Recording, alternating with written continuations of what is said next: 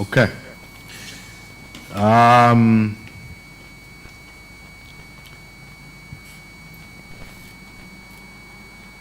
Lovely. So hi guys, my name is Tinashe. I am helping with the media team, and today we just want to have a brief meeting with you all on how we have to understand the fundamentals or the basics. So it'll be good for us to also know each other, but I don't know, do you want us to do it now or we'll do it later? We'll do it later. Oh, okay, that's fine. I need someone to control this camera because I want to demonstrate some things. So basically, we'll talk about the basics of, I want to thank the God of our Father for this wonderful opportunity that He's given us. I was expecting to have like 5 or 6 people, but Trowbridge is shutting it down. Trowbridge is shutting it down. They came in their numbers, and I'm so grateful. And I want to also thank our leaders for allowing us this opportunity. I know we've come from all over. We have people from, and this is over the screen. Oh.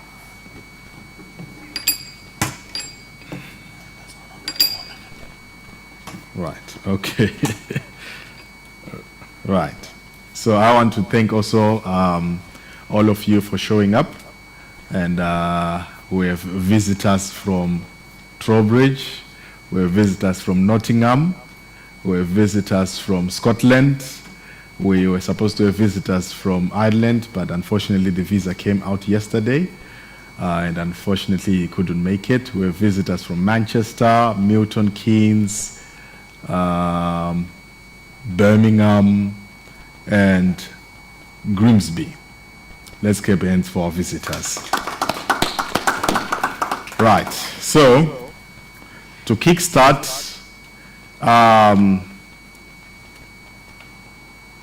does anyone know what is a camera? Media people, come on. What is a camera? Okay, can I have a mic? I need to pass this around.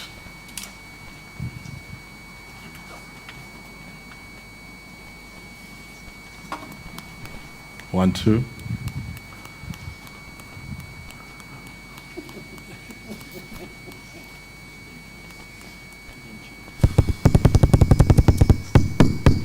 What is a mic? Sorry, what is a camera? Very good. No, you. What do you understand about a camera? Like something used to like take pictures. But can anyone hear that? No. Oh, okay, there we go. This is going to be very interactive, gentlemen. It's going to be very, very interactive. Yes, what is a camera? A device used to take videos or record and take pictures as Lovely, okay, lovely. So she says it's a device used to take videos or to capture pictures, which is true. So we are not going to dwell much on that today since we are doing the fundamentals. So I want to teach you guys how we rig our cameras. This we are going to be doing it potentially at a national level. So I want to teach you all how to rig our cameras. Can anyone tell me what this is? What is this? It's a what? It's a tripod. So what do we use this for? Yes, to support the camera. This is what we use as our camera stand, support stand. So let's start by unlocking it.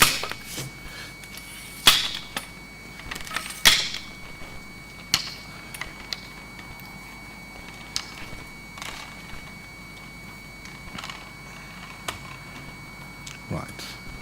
Then you see this part. I think you can see this part.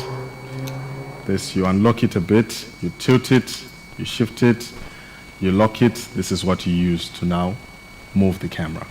Okay? So this handle is what you used to use to move the camera. I personally, I use this part of the tripod to always be in front, because if anything happens, it's supported by the front leg of the camera, right? So each time, just always make sure this part is in the front. It will differ from where you're standing. Of course, it's meant to balance from all sides, but I always find it less steady like this. I always find it easier to work with it like this, right? So after we do this, this has been set up. I always want you people to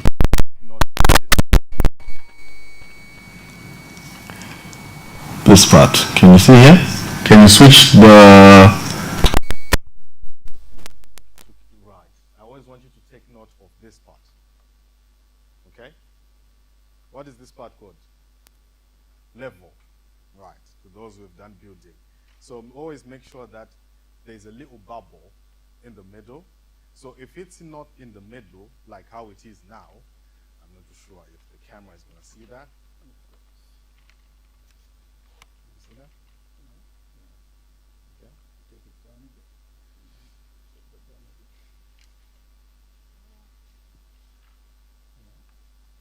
can see it? Right. Let me lock the tripod. Oh, that's the closest we can get to, right? If it's not in the middle like that, we have this thing underneath the camera, this little thing. So you unlock here. This is what will make this thing dolly like this, right? So you unlock it, make sure that you try to move as close as you can to the middle, then you lock it. Now, your camera, your tripod is balanced, right? Right. Now, we have set our tripod. Our tripod is now there. Now, it's now time for us to rig the camera. This whole camera should look like that. Right. So, first things first, it depends with people. I like doing things my way. So this is the cameras we use. I'm not really here to talk about the different types of cameras. We use the Blackmagic 6K camera. These are the industry standard that we use as UFIC UK as a national cameras. These cameras record all formats. I'm not here to talk much about formats. We talk of 1080p, 720p, 2.7K, 4K, and 6K, right? So this can record up to 6K, right? So just to put it into perspective, if you record a 1-minute video in 720p, it will approximately be like maybe 24 megabytes. If you record a 1-minute video in 1080p, potentially it might be maybe 90 megabytes. If you record a 1-minute video in 4K, it might be close to maybe 200 megabytes. If you record a 1-minute video in 6K, that would be potentially 500 megabytes. So what all these Ks mean is the resolution. Resolution meaning the amount of detail or metadata which is found in the video or within the footage, right?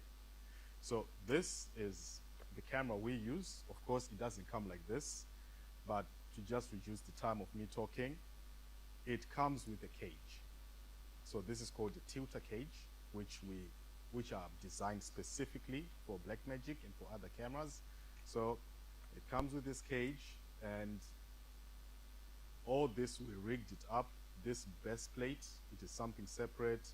This base plate, again, there's the cage base plate, which is written small rig.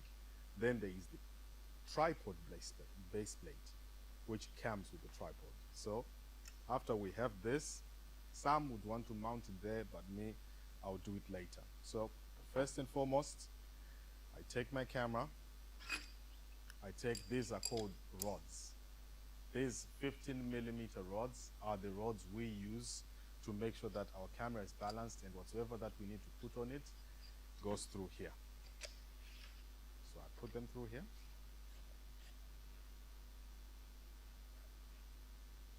Then you lock. Just make sure that try as much as you can to make them leveled. Then you lock. First stage done. Easy? Okay. Then after that, we can move to the handle. The handle, you can put it however you want. You can put it facing forwards. You can put it facing backwards, but I love putting it facing backwards. So I put it there, then I lock it. This is what we use to carry the camera, or if you want to put additional accessories on top of the camera. That's why you see all these holes on the camera. All these holes are for additional accessories. You can put those receivers, you can put monitors, you can put lights. This can transform into some very, very big thing with all these holes which you use to interconnect it, right? Then after we do this, can anyone guess what this is?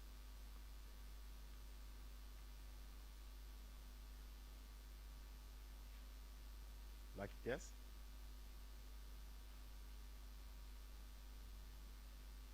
Okay, that's fine. So we take this, put it there.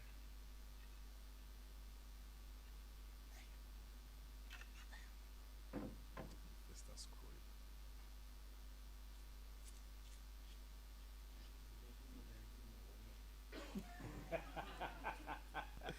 Well, I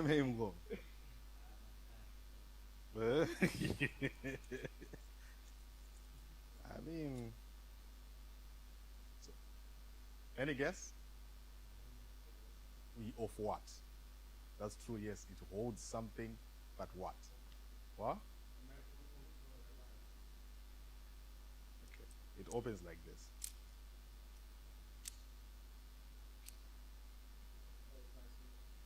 No. Yeah? No. It holds this.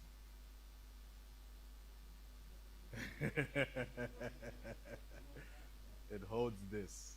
This is the hard drive. I chose that I don't like recording on memory cards because potentially memory cards are slow.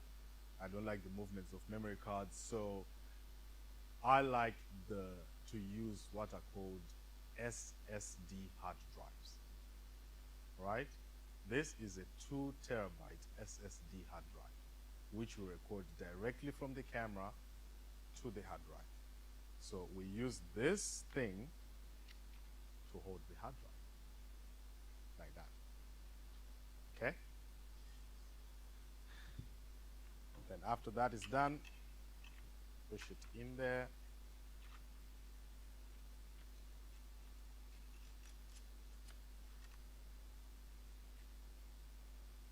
Then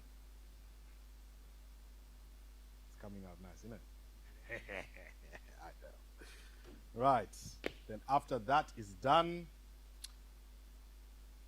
take your cable, connect it to the first part in there. Then this part, it's a topic for another day. But as you can see, there's the part which says USB. Right. That's where this goes. Right. So you open it. Then you put your USB inside, and that's good. Right. Then after that, what is this? What?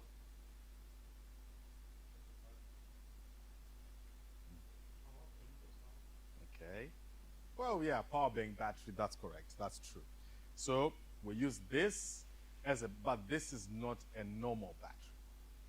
These type of batteries are called D-type batteries. D-type meaning, let me come here. Can anyone see that? You see that? D-type. This is the D-type part. See? So this part of the battery is what we use this thing for. So you take the D-tip part, you connect it inside,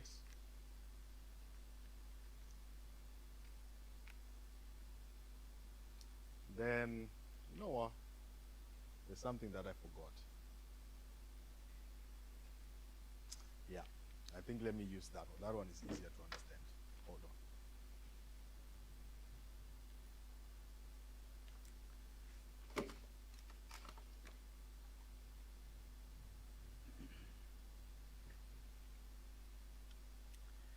This is what I forgot. This is called battery plate holder, which we use to connect our battery. As you can see, why I'm saying it's not a normal battery. You see the back of it? You see here? So we take it, then now it's connected. This makes it sturdy. You can't remove it unless you press here. You press here, that's how you remove it. Okay? So you lock it, and we come back to our camera. It depends really what you like. Some people choose to connect their batteries like this, which is okay in case you don't want to have any interference on your video, right? Connect it like this, then you come. I'm not too sure if you are going to see this, you guys. You see those 3 holes inside?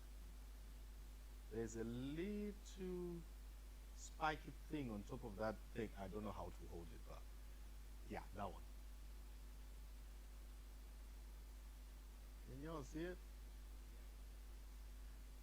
That top part is what you have to, yeah, this is going to be hard, but yeah, you see on our camera, there is that groove which is there. Always make sure it lines up. If you break that part, the camera is gone. It's quite expensive to fix it. So you make sure that the top groove of this connector goes into there. You just push it in. It's done. Right. For you to see now that there is battery power or AC power, the camera will indicate a red light there. It's not on yet, but it will just show now there's power coming in. Right? Okay. Now, we are there. Okay. If someone gets this right, I'll owe them 10 quid. What is this?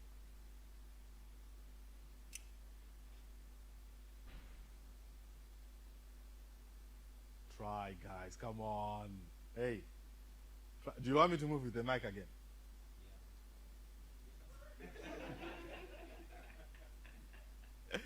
Yeah.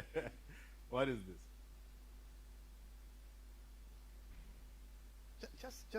Just think.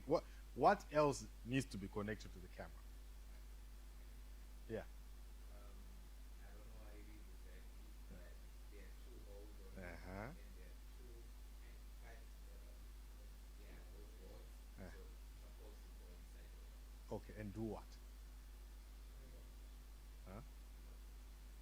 Yes, lock it, but look what?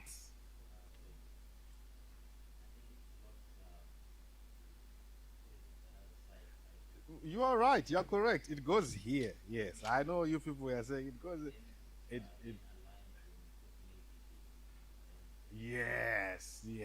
It's called a lens holder, right? This is a lens holder. But I'm not supposed to put it on the lens we have here. I was supposed to use for that lens, which is the heavy one. But I know my colleague is going to come and explain lenses for you. So this is a lens holder, which we use to support the camera, so that because some lenses are very, very heavy, right? So you put the lens holder there. Actually, let me push it down a bit until I put another lens. Then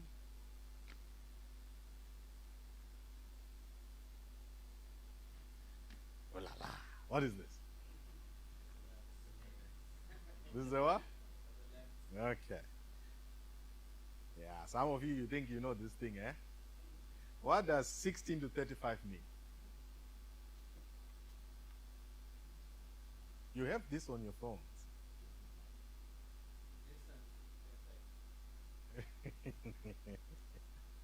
Yeah, that's correct.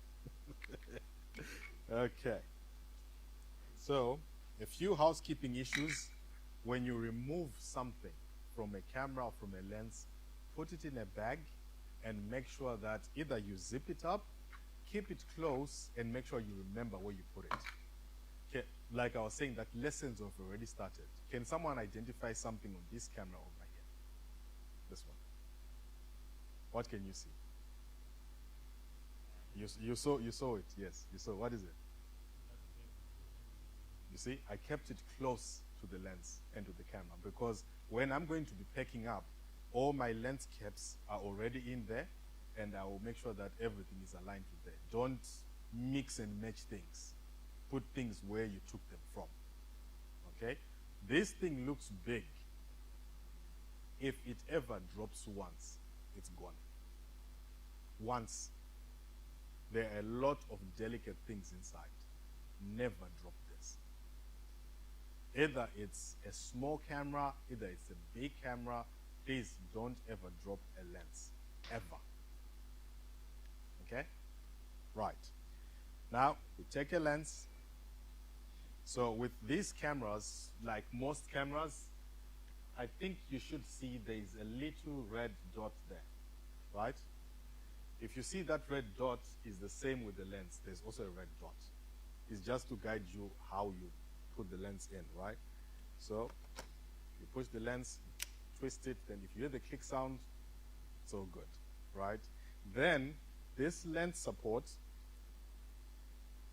you unscrew it, you push it up, make sure that it supports your lens well, then you lock it. Now, our camera is complete.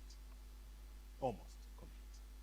Right. But once you do this, we can start recording now. So on the special weekend, or any special Sunday we're going to have, I am going to speak any one of you guys. All of you were here, and you're going to set up this camera by yourself. Right? Right. So I'm going to disassemble it, and I'm going to pick randomly any one of you to come and set it up again. Good? Okay. Now, we have these final piece. What do you think this is? Right. So what do you think it transmits?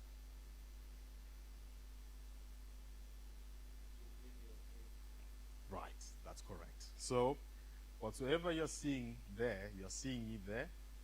Which camera is that one? This one. Which one? Okay. This is this one, right? So, and you can see that all of that is happening and there's no cable connecting to that. It's because of these little things. Right? Right.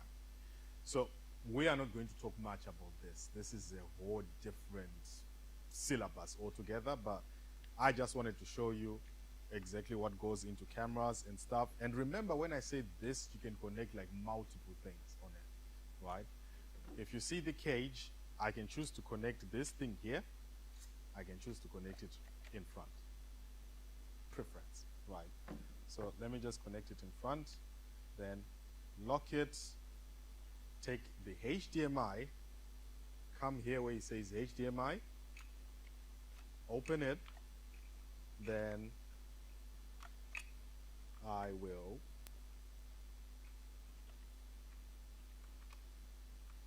connect it in there and make sure that this is switched on. How they see each other over there, like I'm saying, we're going to talk about that on another time. Then when this is done, remember I said there's a red light here. Oops.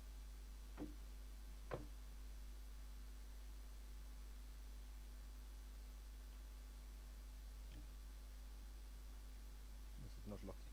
Okay. There's a red light here, which you have to push. That's how you switch it on. Now, camera's on. Was that hard? Come on, you guys. This was easy. Come on, eh?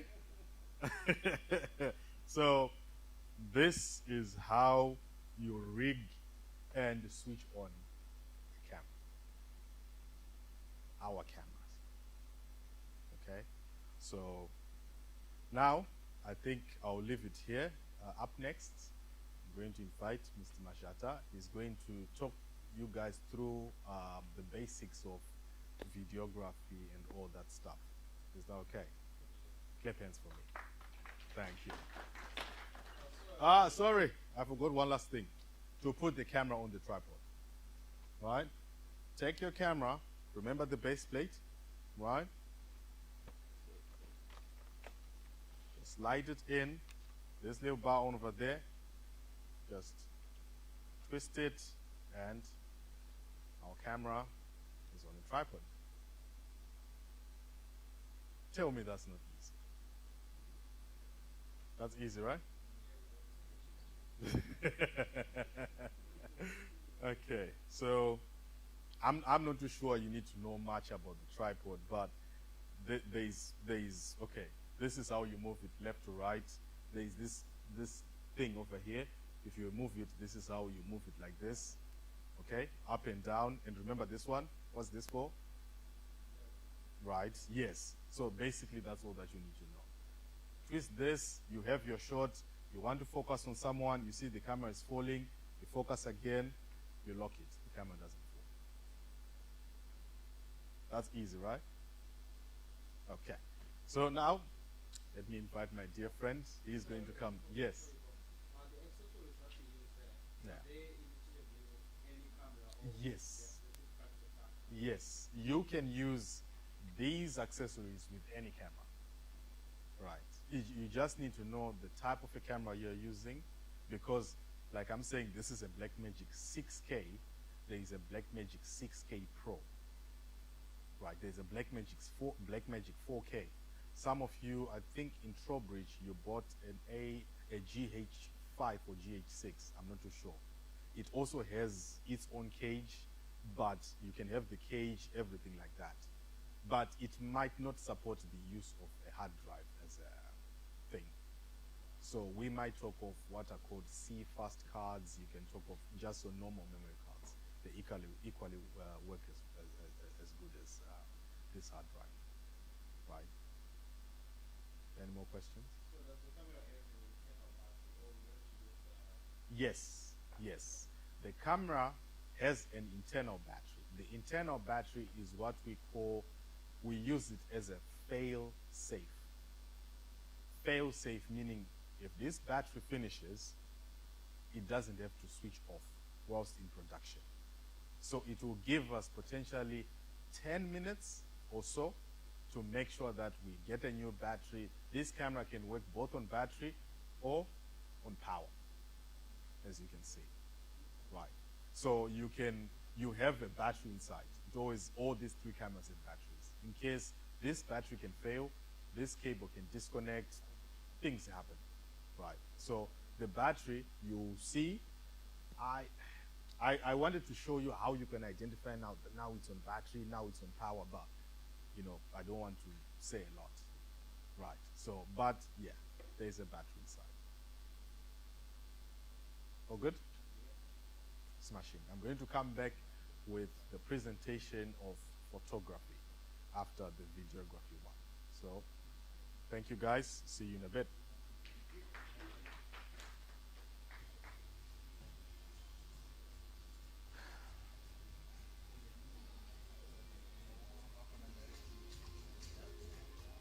Awusufike nje. Mashata off.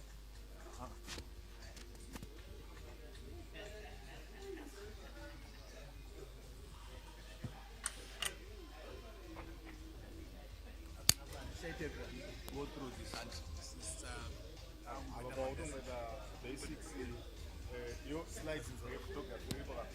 and washing work.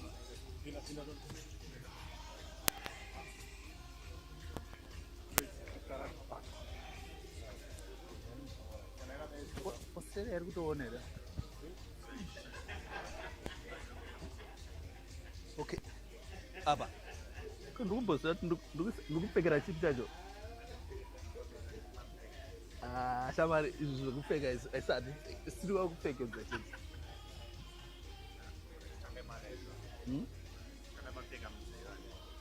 Okay.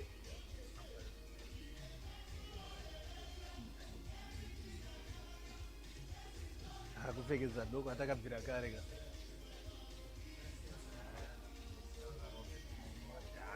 Aiwa. Aitonge so. Nopapa baba singangopfikike kana kudaro. Nesa muomwe kana. Noti sadono.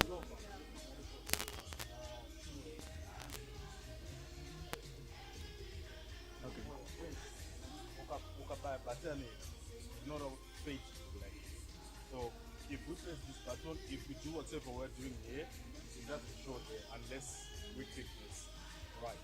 So I can click like says like show me presentation out.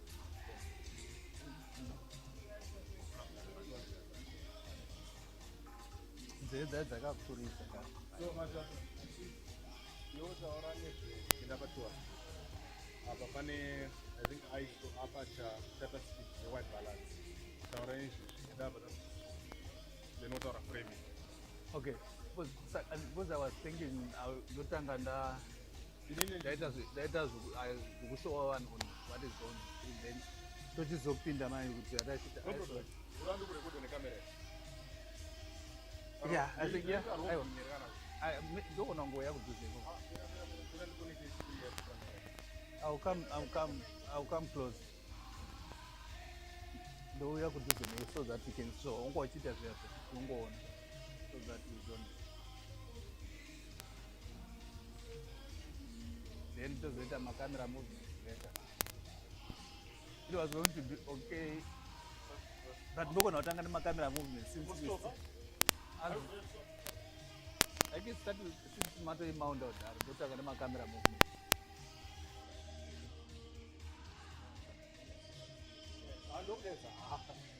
This guy is going to talk a bit. Anyway.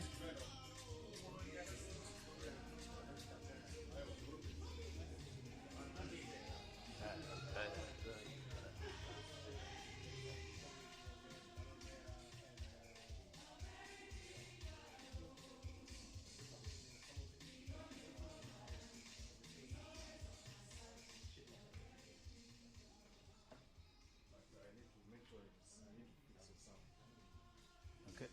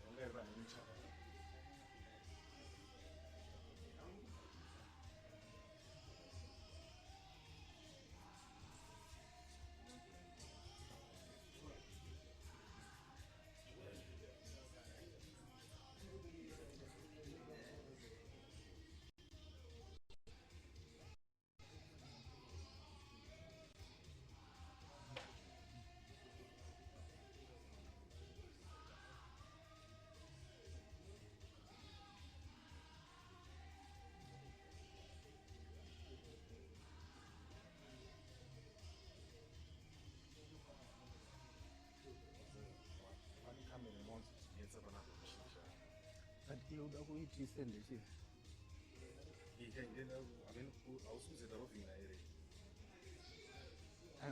Apa ndinongo explain ala mfana uzole. Ezi ngatuze anduze gareve kana uyere. Kana Zo explain ala then.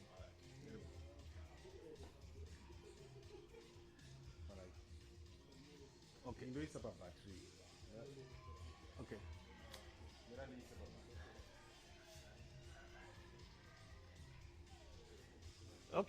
Okay. Can you hear me?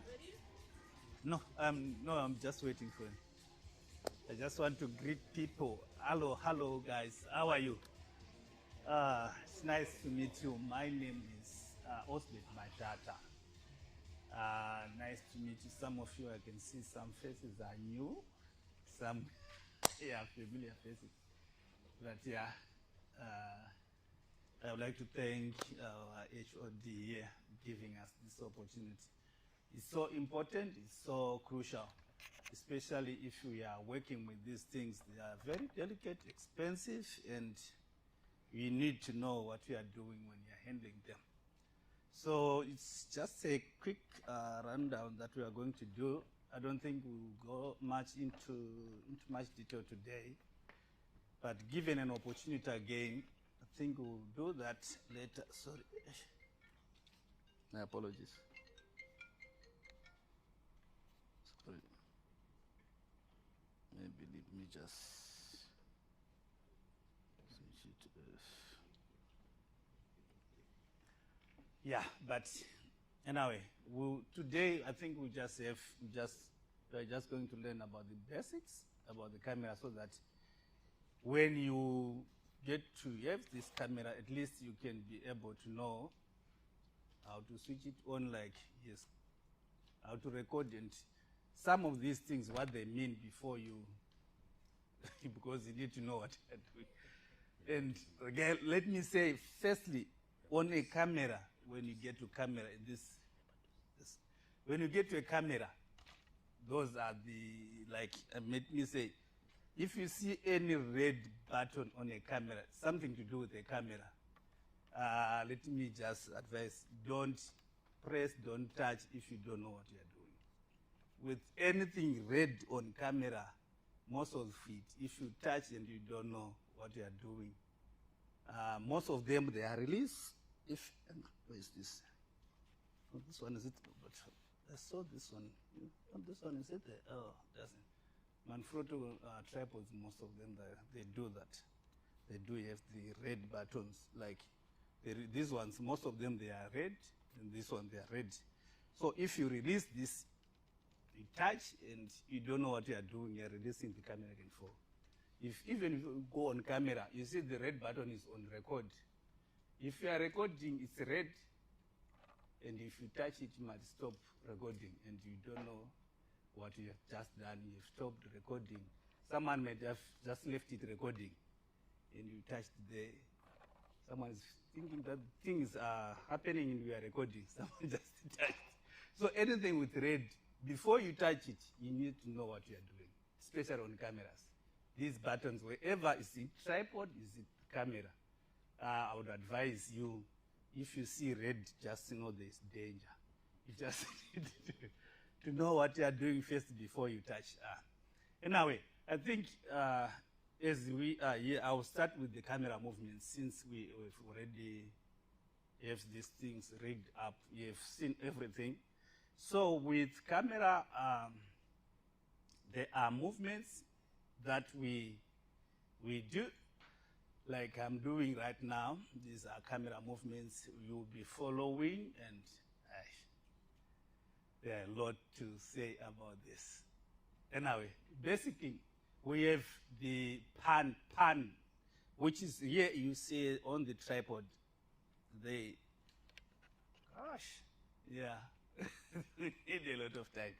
They are pan movements, which is horizontal. You are moving from left to right. They say you are panning left if you see where the lens is going, according to where you are standing, is where we say the movement is going. If the lens is going left, you are panning left. If it's going right, you are panning right. So if I tell you to pan right, you need to go. But now most of people are confused with like what we are holding here. It's going left, and the lens is going right. So I've seen that sometimes you tell someone pan right, they go the opposite, because it's the hand that they are following, but it's the lens that you are supposed to, because the movement that is happening on the lens is what we are following, you see. So yeah, and then there is the tilt, this one going the vertical one, up and down. So it's almost the same. where the lens is going is where what we say is going down or is going up. So it's tilting up or tilting down. These mostly we use them on framing. Do we all understand what we mean by framing? Okay.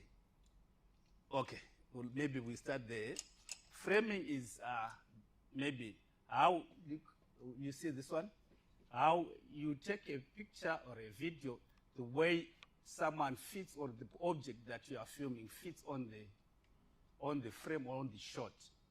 So that's the framing. And on framing, there is this thing, the most basic thing, is called the rule of thirds. I don't know if anyone have come across that, but I don't think that will be necessary today. And it will not go, because I see, for basically, you get to know some of these things as we go. But the rule of thirds says, some of the things now needs me to be showing them on the camera.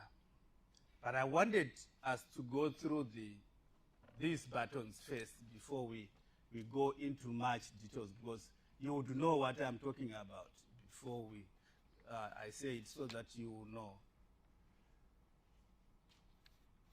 Let's start by knowing the camera first before we go to what it does. Let's start by knowing the camera first. So I think I might need to take off some of these things first. Is there another one which is not? No. So, okay. I want to go, I'm going to take off a lot of these things so that so is it off? Okay, off. Okay, I'm taking off this one. And before you take off some of this, most of these things, make sure you switch them off before you disconnect. Okay, I'll switch off the camera, and then take off the hard drive. But anyway, most of these things that you see our boss showing us here, you'll be surprised when you go somewhere, they are not there. He's just showing off anyway. Even the headquarters doesn't have some of those things. All these things, they are not there. Now, it's just showing off because he has them anyway. These ones, you don't see them there. But anyway, it's a good thing to see and to know them anyway. It's to your advantage as well. All these things, the frame, the cage is not there, but anyway, that's besides the point. But you need to know them, because you might meet them again somewhere, somehow, and you, as your HOD is saying, well, I think we need to have them, all of us anyway. We need to get the gear as it's supposed to be, because we don't have them in Harare because of a lot of reasons.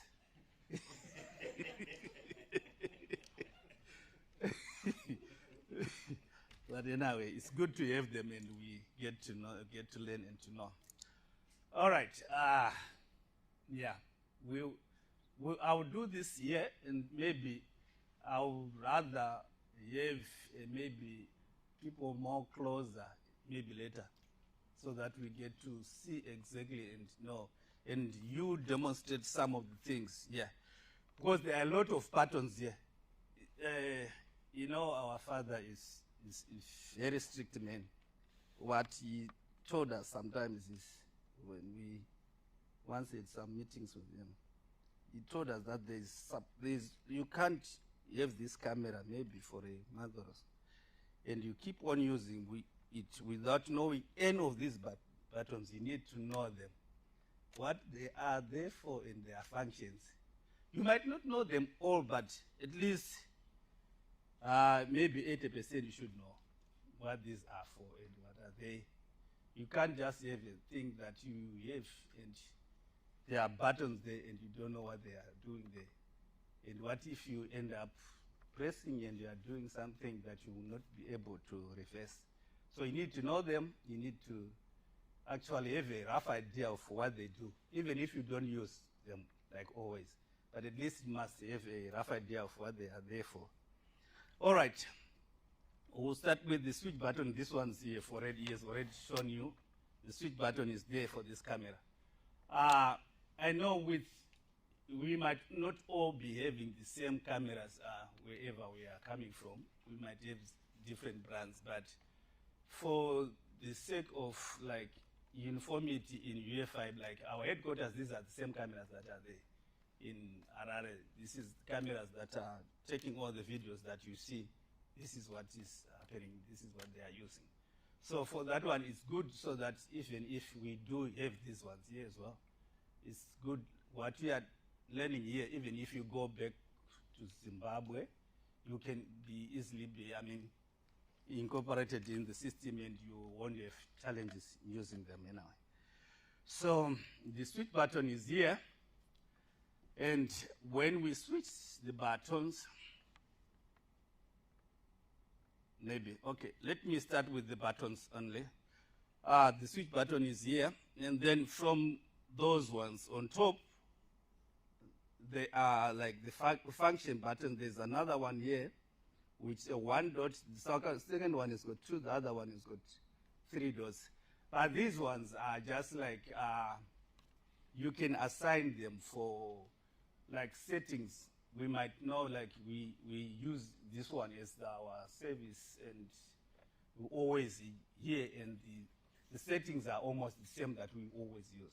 For like, there are cases like, you're like our team is still new, or even for saving time, you can store those settings that you use on those functions. So like sometimes it might not be the whole functions, like, but like this one, let me check. Yeah, this one, like the first one, I pressed the one. You see there are some colors there that come on the screen. I don't know if you can. Okay, let me switch it off. You see? If I switch it on, you see some colors, the green, blue, and what. This one, they call it a false color. It is used to determine the exposure, or how bright, how dark the picture is. It will help you. And if you see here, there's a bar which is here, that will be showing you what it means with all these colors. And if you see, down there there's green. The green, it will show, even if I take it off, you will see that the green part is a bit under exposure, it's a bit dark. And you go to this magenta, the purple or whatever, the pink one, that's what is closer to what we might call the normal that we need. And that grayish, yeah, is the one that we want. It's just above exposure, the exposure limit that we might need. As you go to yellow and red will be the overexposed one, the red one. But it's always there. You can always tell. You can see from there. It is there. You can tell. So this will help you now. Where you want to focus, where you want your details to be, so that they will show the right way. You always need to use. You can use this one, and it will show you won't go wrong with this one. Because there are situations like, because here you can tell from the screen exactly where you are overexposed and where you are not. But there are situations like if you go outside, the sun is too much, or there's too much light on your screen, you are not so sure. So you can use this one to help you to know whether the camera is overexposed or it's underexposed. So the same with these other, like the function buttons, they are just there. This one is for the picking and whatever. Anyway, we'll get to know. So those are the basic. They are just there to help you. Like you just need to know, you go straight there. You are not going to go through the menu. If you go through the menu, you can still get this one. But this one is just a shortcut. You go there, you know what you want to check, and you go. Then from there, we go here. There is another one which is ISO, which is the ISO. I think we'll talk about that. It's an ISO button.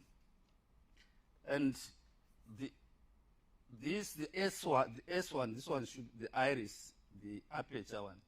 And we've got the WB, which is the white balance. And there's this one with a camera sign. This one is for like, this camera can also take still photos. So if you press this one, even if you're recording video, it will freeze that like a still photo. So this one. And this one is the recording button. This one with the red. All right, and we come here on this face, we see there's ND filter. We've got a negative and a positive. And these cameras, with the ND filters, these are the layers of glasses that we use in most, if you go to some cameras, these DSLRs, they don't have the ND filter. It is only this one, I think, the Blackmagic that has got. Most of them, they don't have. You have to put, there are other ND filters that are like in glass form that you have to put in front of the lens. These ND filters, they help you like if you are filming like on, like especially outside where there's too much light. And because with these cameras, the settings, there are settings that you might want to use. Because with the settings, it's not just like you just put all those numbers. Those numbers, they mean a lot. They mean, that's where the pictures will be determined, the quality of the pictures. From those numbers that you are going to pick, they will determine the quality of the picture that you are going to come out with. You know. So to achieve the best quality, you might need to reduce the, it's just like you are going outside, you are walking outside, you put your sunglasses. This is the same thing that we are doing to the camera, just putting the sunglasses, so that those rays of light will be reduced so that they don't get into the camera with, I mean, too intensive. So, all right. So does it not affect the quality of the video then after? Okay. On that one, Mr. Mashada, just point somewhere there. Okay. No, but closer. Okay, okay. All right, I let me open the iris. Okay. No, so iris was rose. Oh, okay. I want you to see. I want you to see how it looks. All right. Okay, right. So, when he was talking, I realized that some of the things you couldn't see them. So I applied the ND filter. This is without. This is with the ND filter. You see? So it's more like the camera is wearing glasses. So that it balances out the light and stuff. Yeah. So they are quite a lot, but I just put the minimum one. Yeah, there are about 4 of them in our. So you just choose what is suitable for light. Sometimes you don't even need them. If you are like, here, you are inside, you don't put your shades in. But when you get to where there's too much light, you might need them on to help you to reduce the light. That's the same thing. Just putting, just giving it some, keep giving it so the shades. Anyway, then, so this is basically what the ND filters do. So they will help you darken or make it, because there's a clear one where there's nothing, it's just the glass as it is.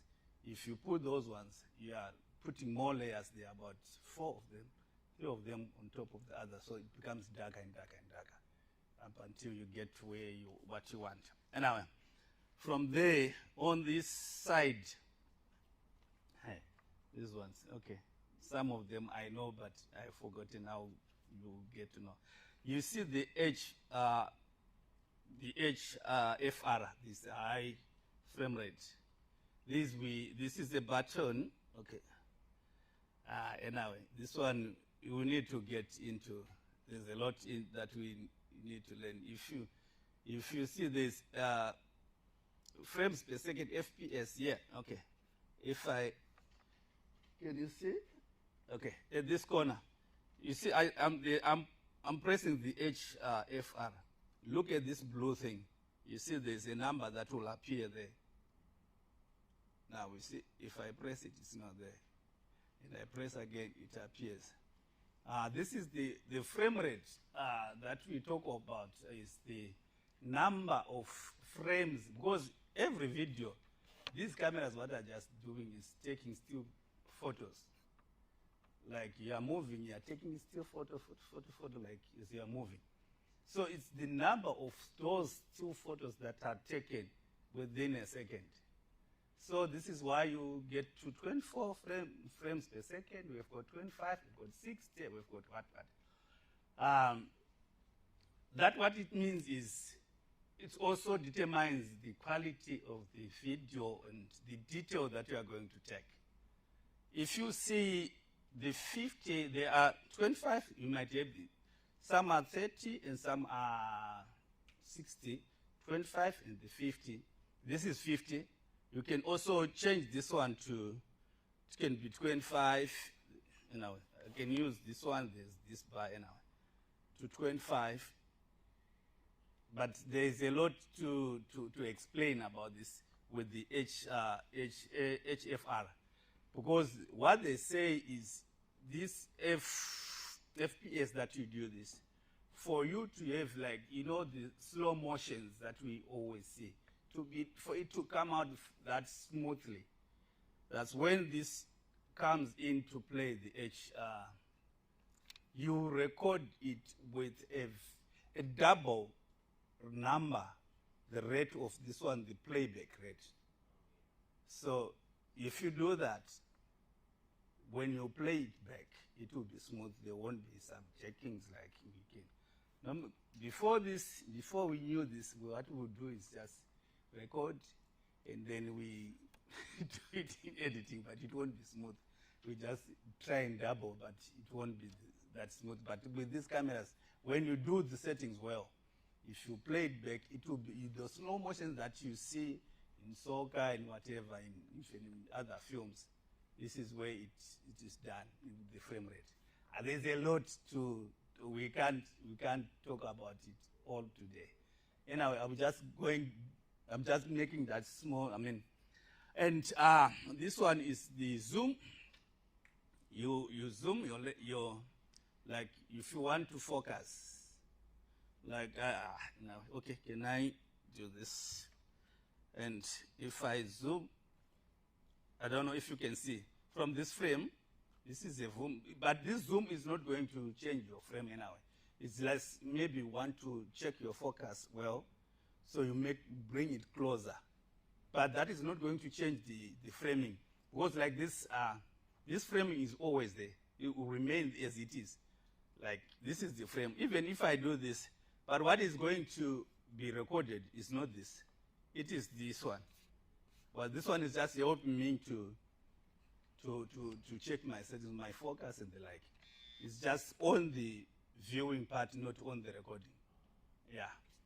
And there is this one, the 3 lines, this is the menu button. Like you see the other cameras written menu, this is the menu button. And this one is the playback. Like if I've recorded anything, if I press this, then we'll go back to playback and we're playing all the clips anyway. So yeah, if you come to this side, before we get into the menu, we come to this side, you see from this, we'll get into, there is a mic sign, there is a headphone signs. Those are the jacks, the 3.5 millimeter jacks that we can use. For the headphones, this one, you can listen to what sound is getting in. You can listen with the headphones. And there is the mic as well. You can use an external mic. Because the camera has got internal mics, you can use another external one. But with a small jack like that one. This is what is happening. Even what I'm saying here is being recorded there. It's getting through this small port you see on top. Then from there we go down to the HDMI port, which is the one that we use to feed that we want to send. Like if you are using a cable from this one, it's a video out. It takes a video out of the camera to wherever you want to send it, be it to the mixer, be it to computer or what. So you use this one. This is the HDMI port, which takes the video out port. This is a video out port. And then from there, there is another, a C-type USB, which he already showed you where you see this USB, written USB that we use for the external recording. Because this camera has got some slots, some internal recording slots there. This one is like, is recording externally, but onto an external hard drive. So this is the port that we use to record.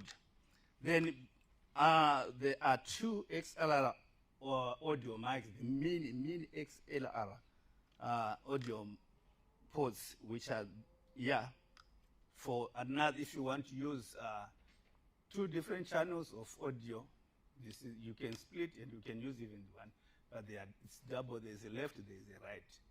These are for either other sound that you want to input into the camera, be it the mic, be it other things that you want to record even into the camera, is sound input. And there's the one that he was showing you about the detail. This is another optional power. You see where it is written 12V. It's a power port that we use to, because the camera has got a battery. I will show you. There is a battery here. The battery port is here at the bottom. So you just open it and, okay, let me switch it off. Okay. Then this is the battery that he was talking about. This is the battery for these cameras. You can, of course, I told you, he's just about showing off. You can have this battery and this is your only battery, and you can do your recordings. You can just have two. But the disadvantage of this, they only last maybe, if it is too good, for about 45 to an hour. So you might need maybe 3 or so. So to do away with that, this is why they're now using these ones. So this one they can just keep it in there, just in case anything happens. This one disconnect or runs out of power. This one will always be there to be the backup. I told you, he's showing off. So when you are changing the batteries now, when the camera is rolling and you don't have that backup battery, does that also affect the video that you're taking? Definitely, if you are now dealing with without this other one, definitely you have to switch it off, and that stops everything. But with this one, you can, if this one is on, you can change this one, no problem. You can remove this one, even this one, when we are using this one. It doesn't affect anything. Everything will be running on this power. Yeah. So when you're using that other external battery, does it charge the internal battery as well? Yes. Yeah, you can charge the internal battery even through here, but mostly the rate of charging is too slow. Normally we use external chargers. There are chargers that the batteries comes with, that you can just charge them outside the camera. So yeah. So right, next thing now we can. Is there anything that I didn't mention now? I don't think so. Does the camera have internal storage itself? Oh, thank you. That's one thing I was about to forget. That's what I was saying. It doesn't have an internal storage as such. No, there is no internal storage. There are other slots here that you put for, it will be the memory cards. Yeah, like you've got an SD, you see the SD written here. And there is a CFast card, you know them, the CFast cards. So you can use SD, CFast, and then that one even as well. So they gave us a lot of options for recording so that you can continuously record and record and record the other one, because this one you can swap it. This one is recording, you can change this one if it is full, and it goes to the other one. It just switch itself to the next one if this one is full. And you change this one, you put this one is full, it will switch. So you can record non-stop as long as, yeah, so these are the slots that are here for the SD and the CFast. Then we've got the other external one, the USB that we already showed. Okay. I think here now I can use the tripod.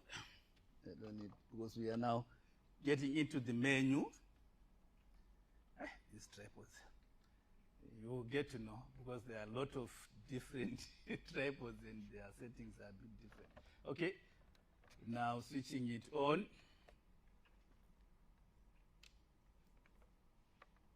Okay, there we go. And now, what can I do? Do you have the cap? Oh, it's there. Okay, yes. All right. So I think with the cap, it might help us to get to see most of this more prominent. Okay, you see they are more now pronounced now that we closed the cap. Anyway. So this is our screen, how it will look like. So with this, like I told you, the menu, this menu button here, what you see here, you can also access some of those menu items right directly on this screen, because it's a touch screen. Like you see the shutter, you go there, you have got all the values. And now with the shutter speed, I don't know if I have to explain what this is and how it works. I don't know if we'll be able to go into much detail like that. I don't know. Anyway, but basically the shutter speed, there is also another, it helps in the control of the amount of light that gets into our camera and then to the picture. The shutter speed works like, because with these cameras, it has got, it can be the shutter speed or the shutter angle. Where is this? This way, yeah. You see on this menu, this camera gives you, this camera gives you a lot, two options, sorry. Okay. No, okay. This camera gives you two options, because if you get to see, if you maybe have been reading about this or researching, some will be talking of shutter angle, some will be talking of shutter speed. It's just one and the same thing, but depending on the preference of who is doing what and what they prefer. But it will just work exactly the same thing. The shutter angle, shutter speed. But depending on what you want to use, the angle thing, or you want to use the shutter speed, which is just basically the same. We are talking of the same thing, the shutter, which will be the opening of the shutter, the amount of time that it will open to allow the light to get into the camera, and then that will show, that will also, reflect on how bright or how dark the camera will be. The picture will be. Because if you see now on like here we are using the shutter speed. Here we have got, it is measured in like 1/60, 1/120, 1/50. It goes down back to 1/, you see, 50, 30, 25. Yeah, it's good. This one starts from 1/25. But with that now, the 1/25, it will be very bright, because look, get it in a sense of, like, this is 1/200. Take it in a sense of, this is like you are dividing 1/25, and someone dividing 1/25, and one is dividing 1/200. Which one is the bigger, a greater number? 1 divided by 25 or 1 divided by 200? Which one is the greater number? Which one is greater? 25, isn't it? That means it will open for longer time than the 1/200. So that's the amount of time that the camera is going to open, the lens is going to be exposed, the sensor is going to be exposed to the light, so that it will take the picture. So these, you will see that if you use the smaller number, your picture will be brighter than the. Okay, we can also show this. I think it can. Okay, let me take off this one. Right, you see this is 1 over 2,000. Okay, if I go to this 1 over, okay, let me do. You see?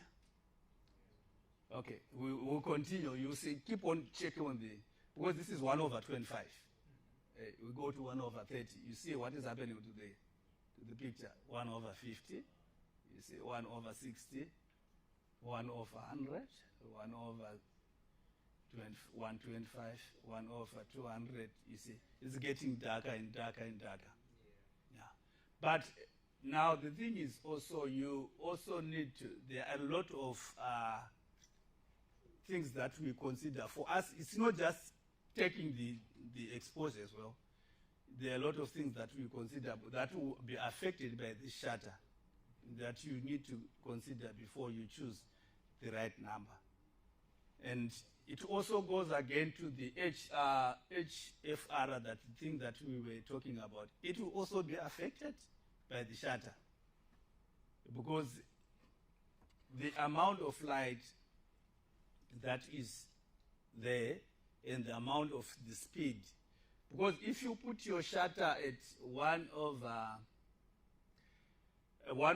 like okay, 250 is quite a good number. If you go down and like 30, I don't know if I can. You see what is happening with the picture. It's like it's not as smooth as you. Okay. Okay, let me show you. You see, look at that. It's 1 over 25. Okay, we can go to 1 over. All right. I'm doing the same. Okay, let's go up. Okay, 50, 60. And now, some of this, I think it will be hard for you to see, but it will be like jacking, like you see those other movies that you see with like someone, especially in movies, they use these ones. Like when someone is being hit, like is seeing some blurry visions. This is what they use. They just play with these numbers. The same shot, but with this, if you change these numbers, that's where you get the blur effect. That's where it will come from. And now with these things that are moving faster, you also need to increase your to reduce, okay, because it's increasing this number, but also effectively reducing the amount of time of the light is exposed in our. So that will help you to come up with those other, you see in sports, in whatever, pictures that are so clear and whatever. Anyway, on shutter speed, there is a lot. But basically, it will affect, I just wanted to show you that it will also affect the light that comes through. You saw it. So you need to figure out the number that you need. But if you use the wrong one, it will also aid grain. Because what shutter is just a digital gain that is given to a picture to make it a bit. So, you know, the more you put the gain, it will affect the quality. So the gain is a digital gain that you are giving to the picture. So you also need to be careful so that you don't end up having those grainy pictures. So is there a recommended shutter speed that we can use? Yes, it is depending on the settings that you are working with. Yeah. And again, depending as well with the, like I'm saying, the settings, with the environment, with the surroundings, where you are. Like now with this screen, if you had to check, if you were to use that camera, if you were going there, maybe I will show you later after this. You will see if what these screens, you know the issues with the frequency that the others are 60 hertz, some are 50 hertz. So that one is, well, if you don't get the same shutter that goes together with that, you will see the rolling pictures. You have seen it, isn't it?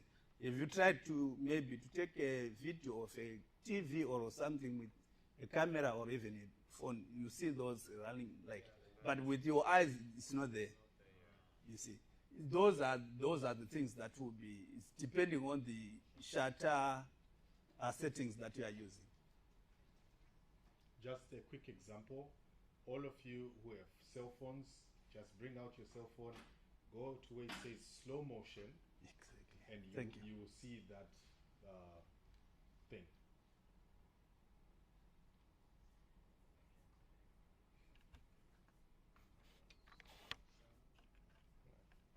Do you see it?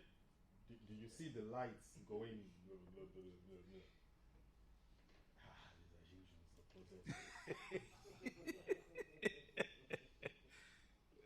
You should see like light bouncing, flickering, right? Yes, that's what he's talking about. Yeah. Okay.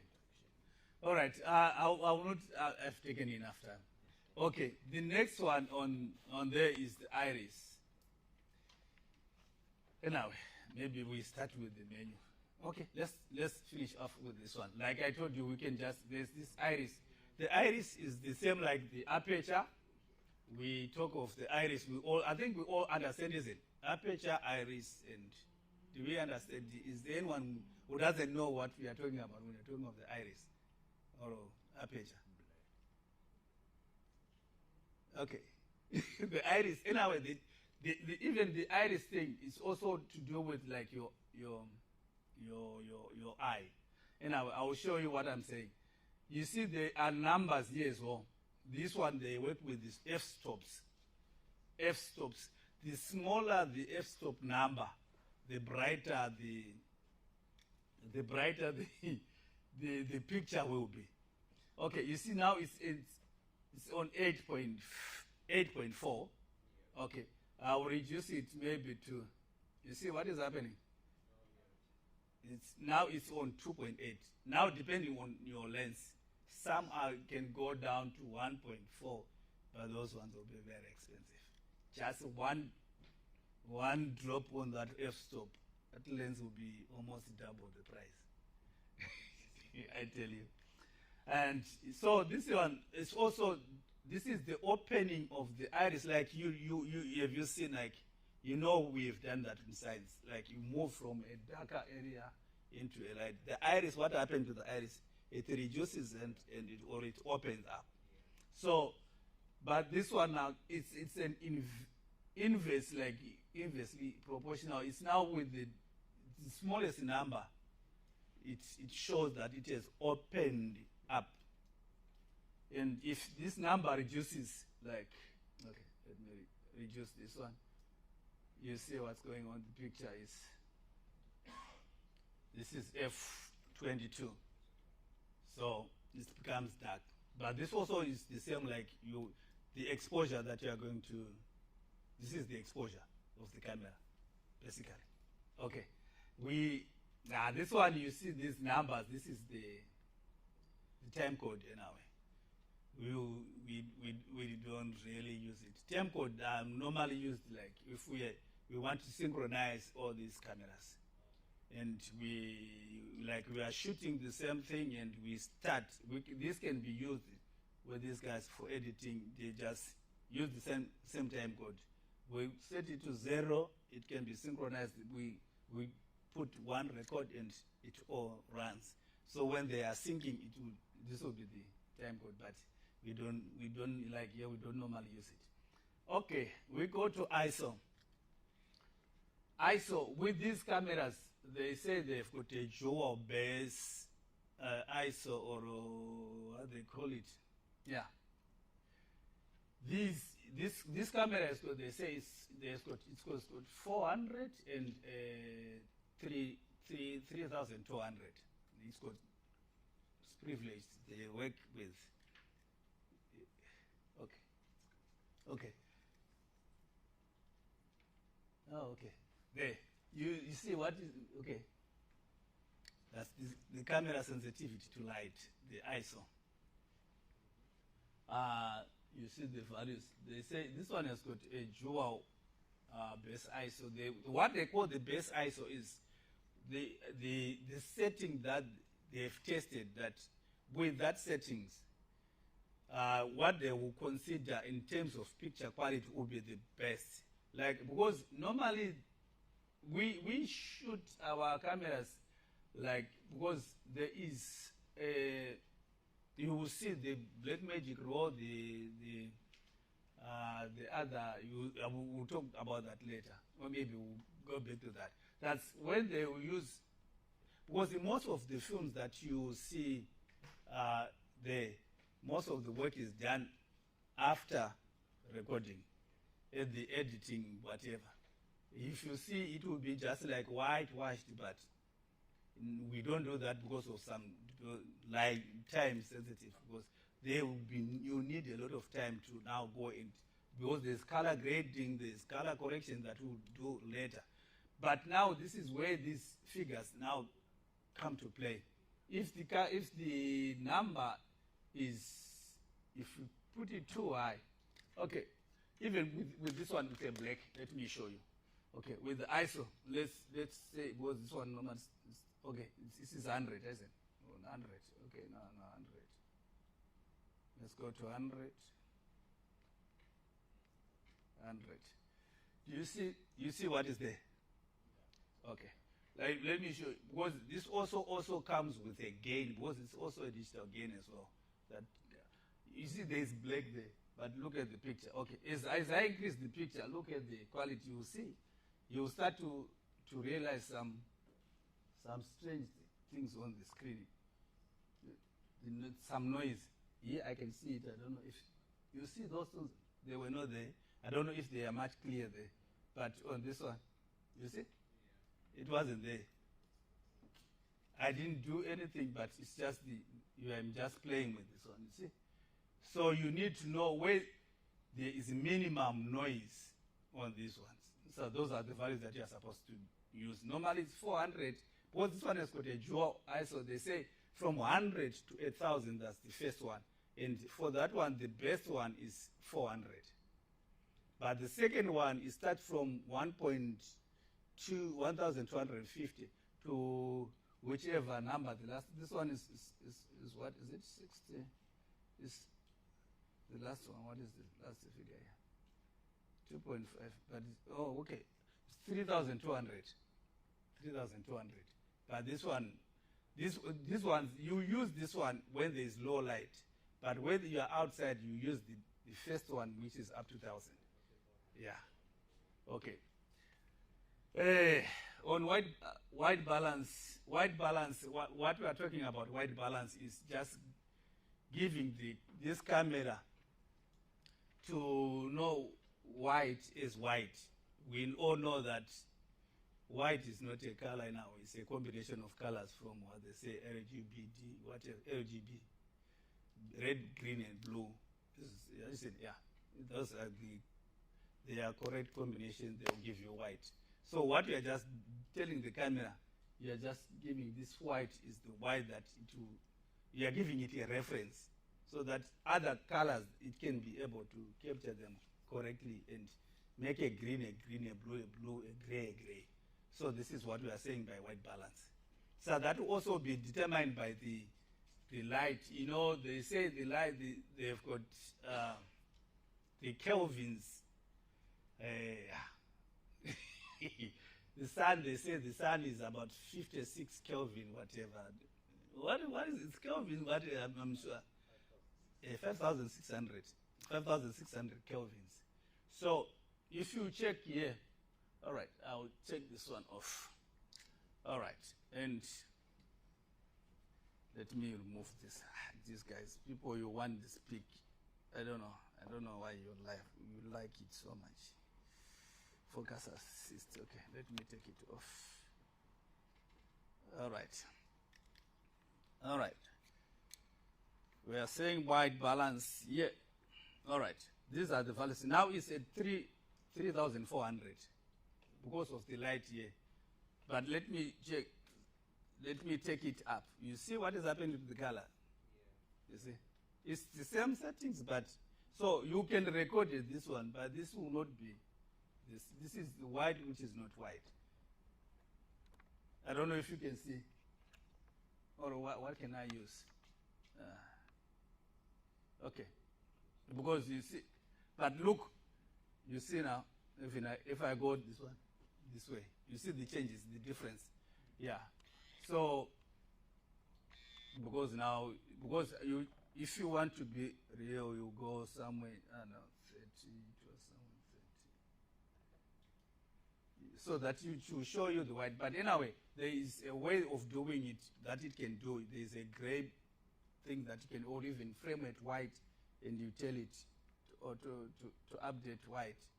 It will run on its own, and it will give you the right number.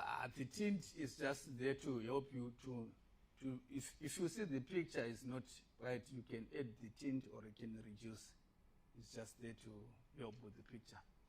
And on this one, what we are only left with is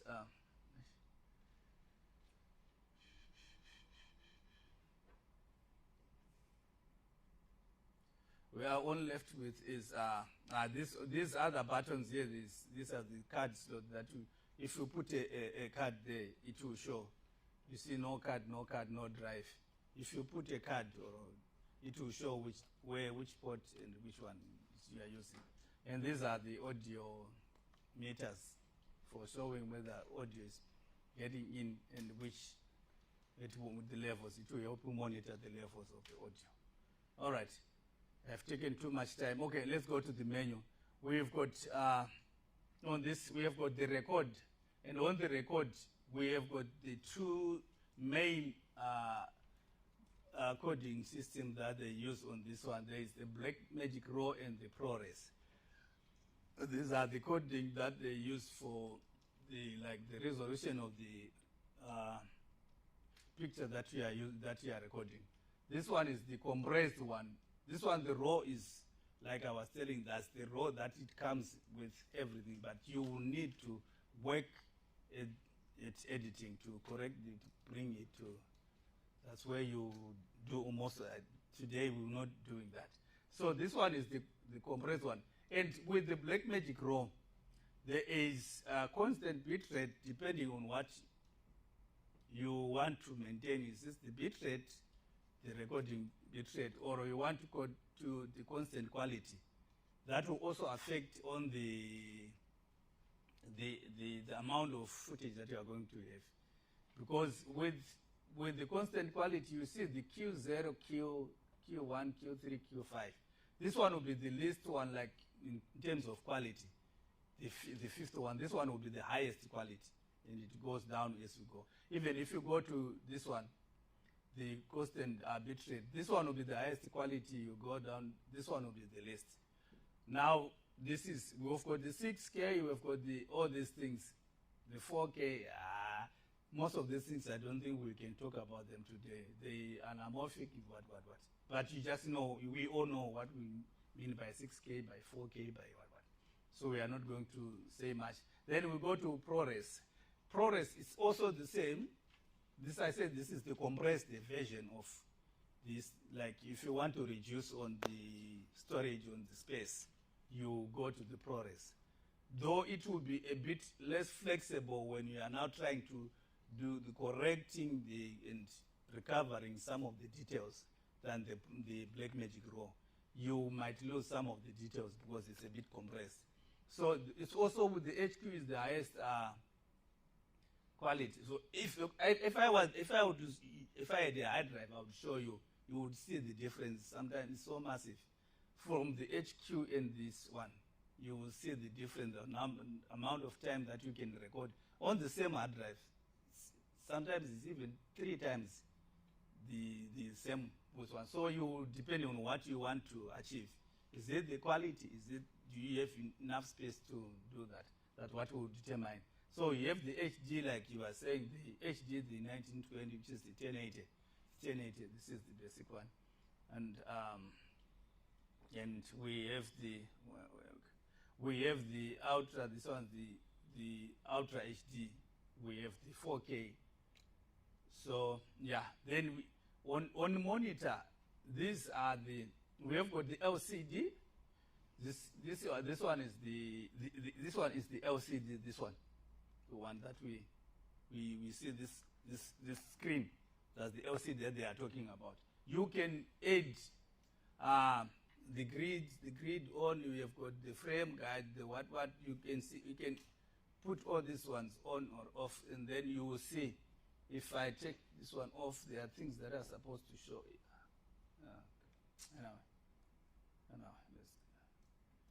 So this is the LCD. It will show you the where I was talking about the rule of the rule of thirds.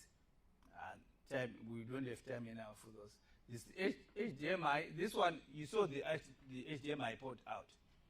What you might want to, because with these ones, the HDMI, the director might also want to see with those frame guides, the framing as it is.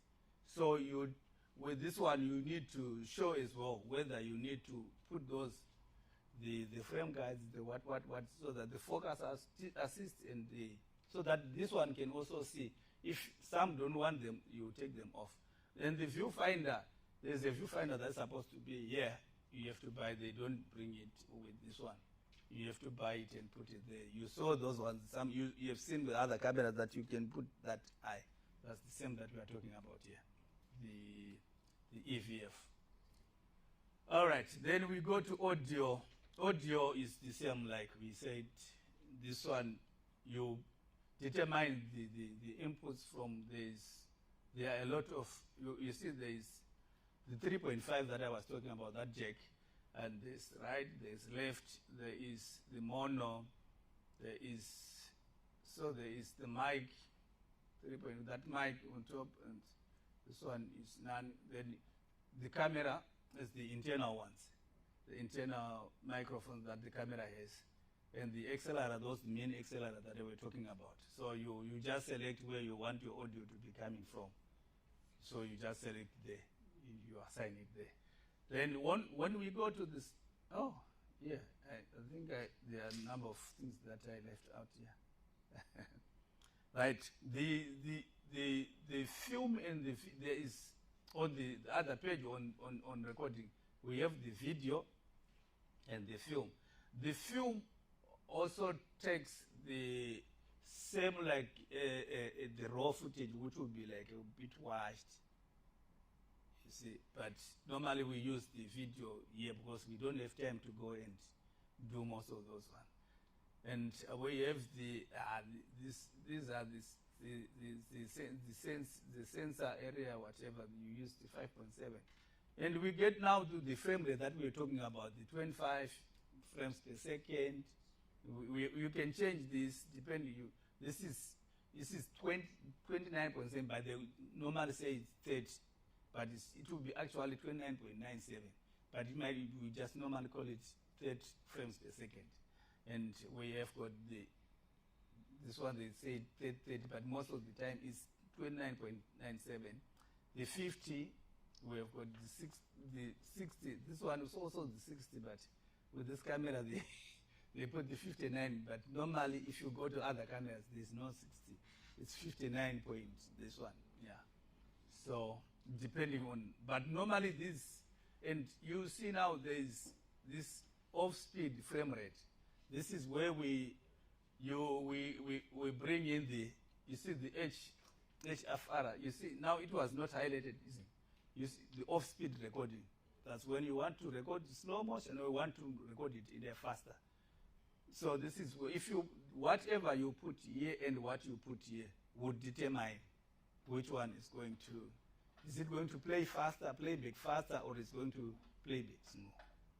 So if I say here is 24, like we put on 24, and here I put this one on, and I put this one at maybe 5 or what. If I record it and record it at 25 and play it at 12, it will be playing faster. But if this one becomes bigger than that one, it will be slower on playback anyway. So these are the recordings that we've been showing. I mean, the recording slots, the C fast, the SD, the USB, and whatever. So we go to the next page. Time lapse. I think we once we've got, some of us have got an idea of time lapse where we see in some other films like there's a shot and you see maybe the stars are like moving, clouds are moving fast, or cars are like those. That's a time lapse. That will be, you just set your camera there, you give it a time. It will be recording maybe just 2 frames per second or whatever. You set it 10 frames or whatever per second or per minute. Then you play it back later. Then if you play it back now, it will be very fast. It will be like things that you can see. That's where you see the other camera. In another shot, you see a flower budding. Like, it doesn't happen that way, you know. It will take days for it to do that. So it will be just a camera set there and put it on time lapse. Then you play it back. It will show those like they are happening like in a short space of time. So these are sharpening like for the picture. If you wanted to sharpen the picture, those some are self-explanatory. It's either you want it on low, medium, or high. And then there is the drop frame. Some set it on so that when it drops the frame, it will stop recording. When the camera drops frame, it will stop recording. It's good, it's bad, in the sense that if you put it on, sometimes it's just a glitch, your recording would have stopped. And if you put it off and your hard drive has got a problem, you might think it's recording, but the material will be corrupted. So it's just bargaining there. You just you know. So it's up to you which one you will choose. So okay. Okay. Look, we monitor. We think we spoke. We talked about this. The meters, there's nothing much anyway. Then the setup, that's where we're talking of shutter angle. We can use shutter angle, it becomes in degrees. Because the shutter angle is just like a circle. A circle, like, let's take a full circle like this one. But with the shutter angle, we are saying if it is 180, we are saying let's have this one in half. The amount of light that will be, time of is this half of it. You can put it on 90 degrees. It is that degree, that angle, that will give the amount of light, time of light that will be exposed. So it's just basically the same. That's what I was saying. And now with the 50 and 60 Hertz, it's like we know the power and the NTS system. So here we are on the power, and normally we are on the 60. Is it 60 here or 50? I can't remember. All right. And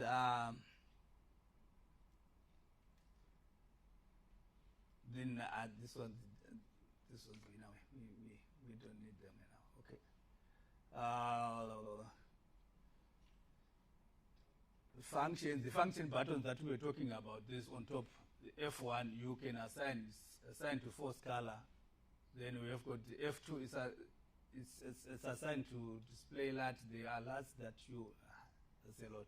Then the third one, some is on frame guides that you just, then you see your frame guides or you take it off. So on this one is what you have to display in our way, whether the LCD, or we want it to display on LCD or whatever. So there's nothing much to, this one is a remote controller. We don't have it in our presets. This and the LUTs, these are what we were talking about. These are like when we record those, like the raw, you can also take and use these LUTs, and you can apply them like even when you are recording. You saw that one that was saying display LUTs, because it will be white. You can just press that one. You show that it will show the real picture, like after editing, what it will look like. So you can. So these are where you want to apply them on recording or you don't, and then you can then work with them in editing. Okay, I don't think I have much to say now. Maybe if there are any questions before, because my time is up already. I have a question. Okay. When you are recording, like now, right? Mm. Does the camera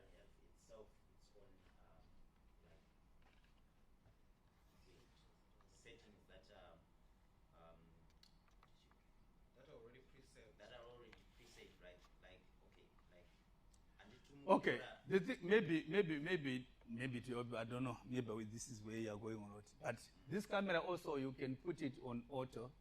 Sometimes you know the auto thing that it can determine on its own what you normally maybe you might think is right, and you are just pressing. You're just pressing your record button, and the settings it will do it for you. But I don't really think that's what we can do anymore. That time, this time, you need to be in control of what is happening to your camera. From what I think. So the preference is it rather the automatic or just the basic settings you have to do yourself? If you are asking me, I say you know what you want. You can't let the camera decide for you. You know what you want, so you put the settings that you want. But Not from the a professional point of view. professional. This is because if you are professional, you are now you are telling the camera what to. It's not the camera that is telling you. It's you now telling the camera. Okay. But if you are learning, you are still learning. Maybe that's where you can do the auto. But if you know what you want, you tell the camera, I want this. And that's what it will give you. Okay, so let me say I've set up some settings today. Then I've used my camera and then I've turned it off. The next day, do I need to reset it again or it's already saved? And I will just need to change whatever I need to change. Some of the things they are there, but depending on what you are set, if you saved them or you don't. If you don't save them anyway, you are going to start. And again, remember, it might not be the same environment. It might not be the same settings that you still want to continue. So basically, I think it's just good to just get into environment. You set your cameras according to what the environment is demanding from you, and you use those ones. Yeah, and then the external battery, how long does it normally record for? Depending on the size of the battery. Because with some, there's another additional battery pack that some put here that get with 2 more batteries, small ones like this one. So in total, we'll be having those like 3 of them.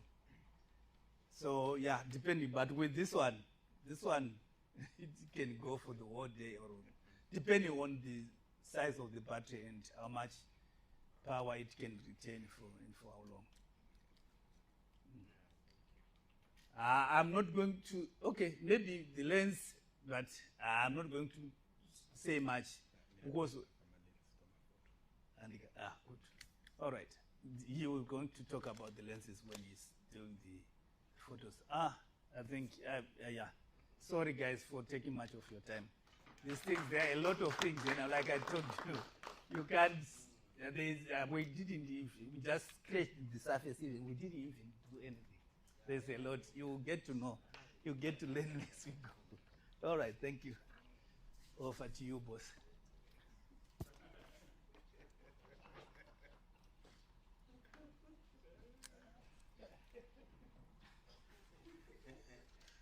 Right. So,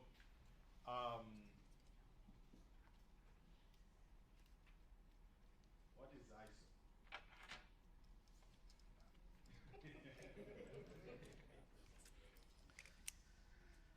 Thank you, sir. Right. It's not this one. Yes. What is ISO?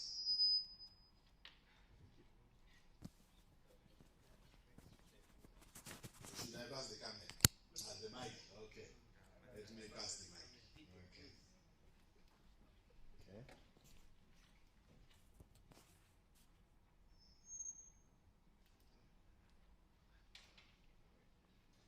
Yes. Okay. ISO, he gave an example of the human eye. That it is the extent at which the eye opens.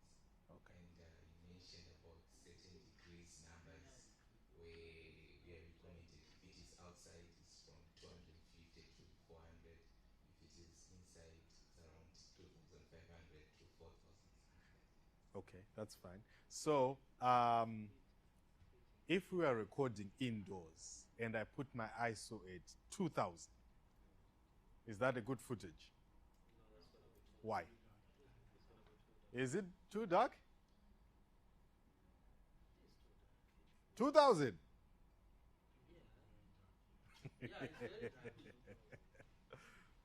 Right now, this footage you are seeing, we are recording at 800 ISO.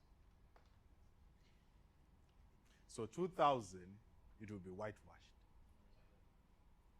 The more the ISO, the more the light, or the more the exposure. Okay? It might be confusing because if you bump up the ISO, it means more light. If you bring down the shutter speed, it means what? More light again. But it's more light, but the video becomes jaggedy or jagged. So professional movies, or most movies you see, they recorded 29 frames per second. Most movies. If you watch sports, they recorded 60 frames per second. Because sports, they have a lot of motion, right? So if you are recording at 29 frames per second, and if I move my arm like this, 29 frames per second, it means it's like this, but quicker, right? 60 frames per second is like 120 frames per second, it's quicker, right?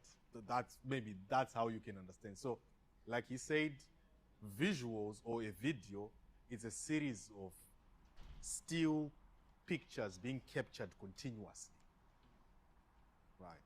I don't know if we have TVs at home that have, or people who play games, right?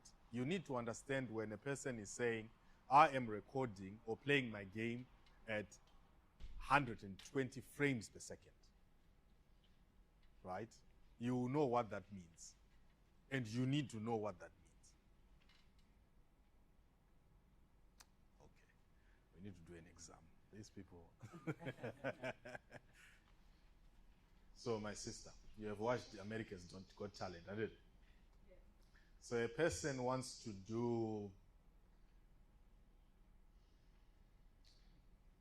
sing a song. They have to sing it. You, the camera person, what are you going to frame your FPS? They are singing, but they are not moving. They are just singing, like me right now. You are going to frame your FPS at what?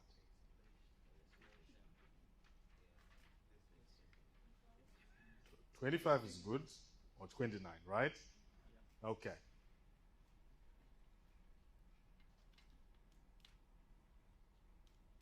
So, we are in a cave. Oh, that's too much, isn't it? All right. Okay, we do a youth hangout, right? Outside. And we are playing football.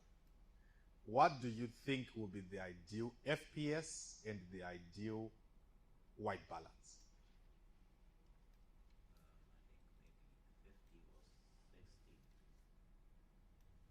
I think about 50 or 60 FPS, and the white balance maybe. And why? All right, you said that the FPS, like if it's maybe you gave an example of a soccer match. So we are outside and we are playing, we are having games. So the speed of what we're doing, maybe there may be so much activity. So that's why I say 50 to 60 FPS. The white balance, I think maybe we would use maybe 400 or above. Okay. Yeah. So all of this is recorded. And I want all of you to go and watch it again. Okay? Remember, we use white balance. We measure white balance in what? What is the note of measurement? Kelvins. Right? So basically, white balance means we just want to make all colors neutral. Because the most neutral color is white. If we make our light balance warmer meaning yellowy or yellowish, it means if you see another color, it is no longer the original color. If we mix a bit of yellow and this color over here, you might potentially see this color as, I don't know, some kind of brown or something like that. So it will no longer be the pink you are seeing, right? So white balance is making all colors neutral. And I'm saying this because it's the same thing with photography. Okay? That's just what I'm about to say now. It's the same thing with photography. When you are taking videos, I also want you to know that in your respective assemblies and zones, you can still achieve what we are saying here even with your phones. But you need to know what you're taking. Okay, let's bring out your iPhones or your phones or whatsoever phone you use. Yes, I have my own Samsung. I left it in a car, but I think I have another one here, right? So if you go to your photo, right? Some of you have that thing called portrait mode, okay? So if you go to portrait mode, you see top right corner, iPhone users, you see top right corner, there is what is called F2 point or F something. Do you see it? Those who see it, raise your hands. Right. What does that F mean?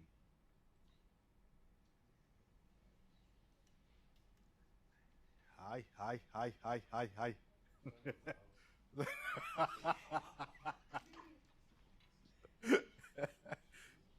What does that F mean?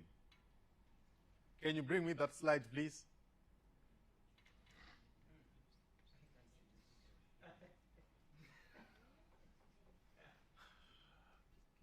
Yeah, that one. Thank you. What does that F mean? Exposure. Aperture. Is that aperture? Right. So what is aperture? From your phone, look at your phone. What is aperture? You can zoom into me, right? Press the aperture button, zoom into me, then increase it. What do you see my background doing? When you increase it, like from maybe 2 going upwards, go maybe to F8 or F10. What do you see? It gets what? Clearer. Right. If you decrease it, it gets blurrier. But because your iPhone or your phone is adjusting all of these things all at once, it's adjusting ISO, it's adjusting the shutter speed and all of things. That's why the image remains constant. But you see, aperture, at times you can just use it as say, bleh, bleh, bleh, bleh, bleh, bleh. Right. Right. So I can say decrease. I can say decrease or increase your aperture. Take that shot as a f2.0. You need to know the lower we are going, the more it focuses on a subject and the more the things get blurry. Okay? So if you increase it, if you want more of my background,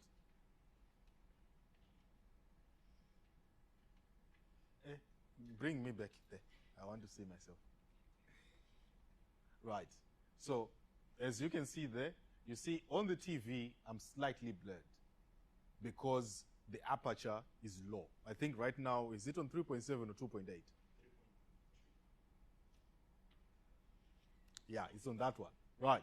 So that's why I am like this. So it also helps to make the subject crispier and sharper. Okay? That's our aperture.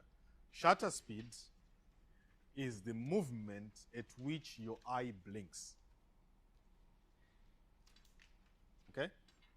If you watched a film and it's who else has watched Blood and Bone? This film about fighting. I think the old ones may know that one. Yeah, you see, that's my generation there. These ones are nothing there. So you would see, with these boxing matches, you can never see maybe 10 consecutive kicks at once without blinking. So out of 10, you might miss 2. Okay? But It means your shutter speed, the way you are blinking. So it's blinking and opening your eye. Blinking and opening your eye. That's shutter. Shutter. I'm trying to make it as simple as I can so that you understand. Okay? So if you are going to decrease your shutter speed, it means your camera, when it's going to close and open, it is going to be slower. Like what he was saying. Okay? Now I'm just trying to make sure that you understand it both in picture and visually, in video. Okay? Okay? Now, if you are going to be taking like a photo shoot or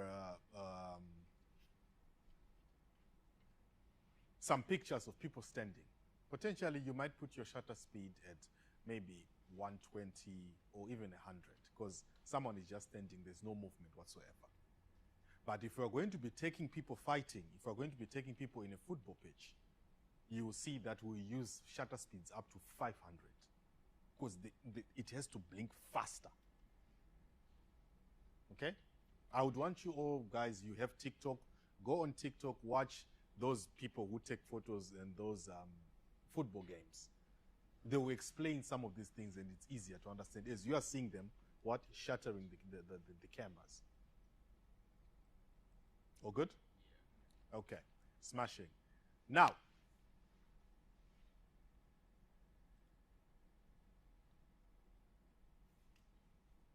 what is aperture?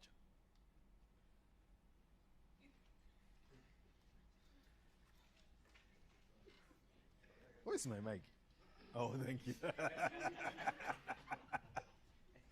Hey.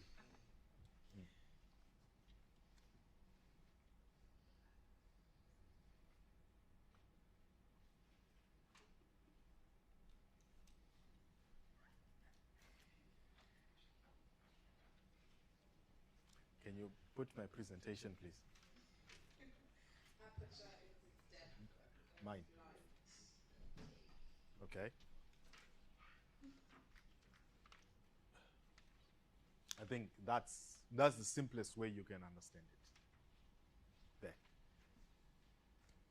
I think this is the simplest way we can explain what we wanted to explain. It's hard to explain it simply, but this is the simplest way we can explain it. Right. Whereby exposure means a lot of light or less light, aperture, potentially blur, shutter speed, it's blur but motioned one, motion blur. So if it's shutter speed and if it's maybe 100 and I do this, you'll see this hand here, the next hand you see it here, the next hand you see it here, because it's blinking slower. Yeah. Can I ask, like, Yeah. what the example that you gave, is it the same like in the movie The Matrix, right? Yes. How when somebody moves like Right. You see like a blur coming. Yes, yes. So it's the shutter speed they play with, whereby the camera wants to capture everything, but it leaves a trail behind. So that's basically shutter speed. So when you now see you are taking your pastor videos and it does the, and Jesus rose from the rock, and once you do this, you see his shadow following, then do this and follow. No, that your shutter speed is wrong. Okay? It has to be smooth, it has to be consistent. When you are taking whatever you are taking, can you put me the next slide? Next one. There's something where Baba is there somewhere. Or Pastor Rodwell. Okay, that one. Love you, Pastor. Anyway, this, when it comes now to photography, it has to involve a lot of skilling or skill set. Okay? It doesn't necessarily mean that you also have to observe most of the things that we have said there, but you just have to have an understanding of framing. Please, when you are taking a shot, don't take and this whole part is outside of frame. Don't take a shot and things is not in focus, right? I will show you. You want to see an example of shutter speed? Grab your phones again, because I also have to train you phones wise and camera wise. I want you to grab your cell phones. Go back again to that, what do you call it? Portrait, yes. Are you ready? I want you all to take me a photo. I'll tell you when. Okay? 3, 2, 1, action.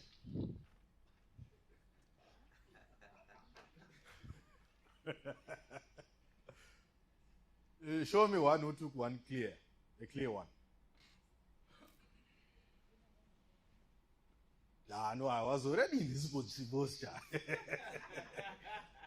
Let's see. Yeah, you see? You want to try again? Okay. They want to try again. 3, 2, 1, action. Right, Mama Jereng. Right. You see? So you will never get a perfect shot there because the shutter speed of portrait mode is very low. That's why it captures that beautiful photo, because the person has to be portrait. They have to be standing. They have to be still. So you can never get a perfect shot. Right? But I want you now to go to the photo setting of your phone. Photos. Right? Now I want to teach you. This is what is called continuous shutter mode. Continuous shutter mode is, okay, let's go. But this time when you're going to press for a photo, I want you to press and hold. Okay? Are you ready? 3, 2, 1, action. How many photos did you take?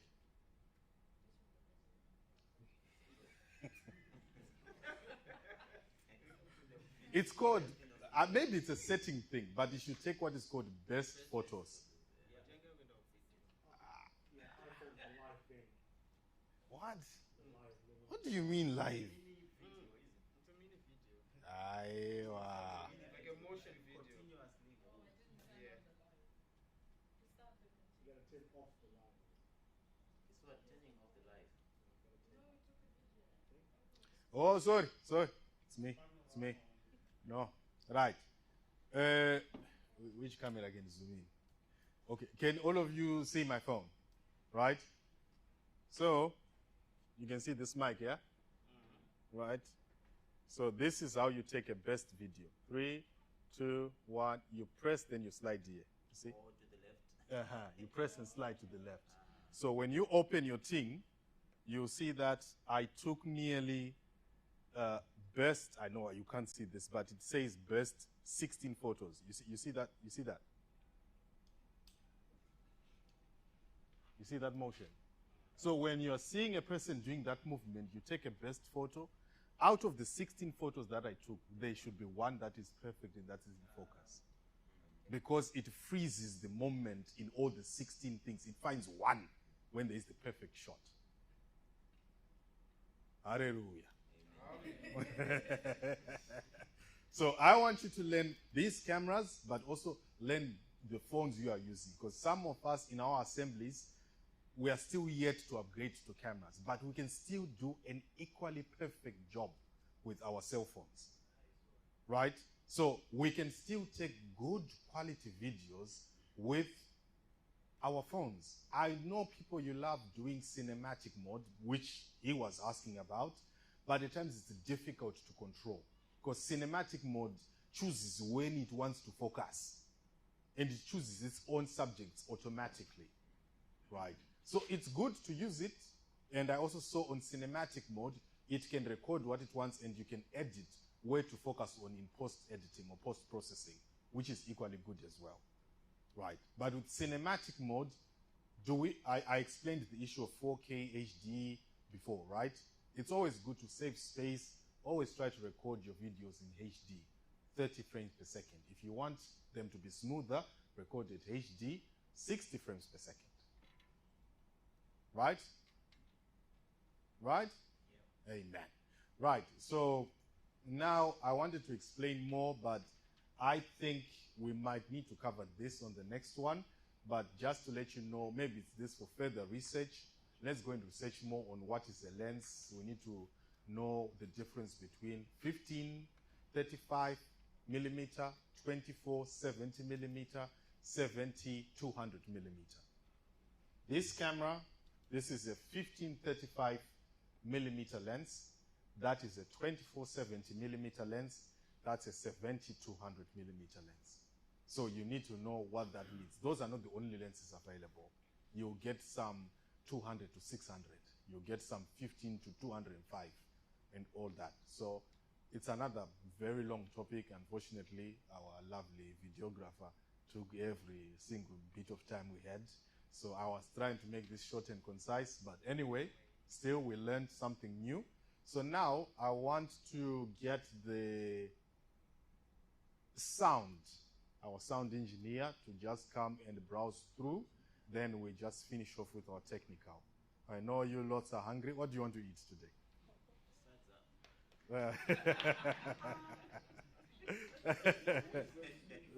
Hey, who's going to make for you? Eh? Trowbridge ladies.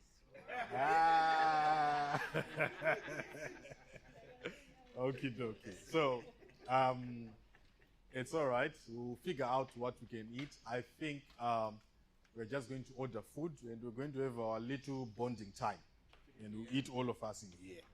If you are scared to be seen how wide you open your mouth, bless you, it is well. We'll enjoy ourselves here. And at the end, to those who told me we're coming today, we are going to hand you over certificates of completion after a 2-hour exam.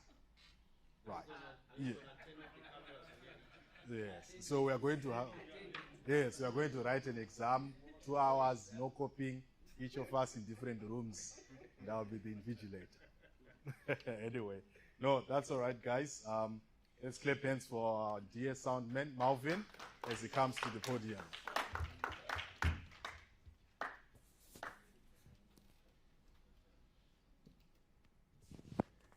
All right, guys, how are you all doing? It's good to see you. I think we can just have a quick stretch while I'm setting up my stuff there. And also would like to welcome our dear father in the house. Baba Ndenge. Thank you so much for gracing this occasion, Baba. We feel so honored to have you here.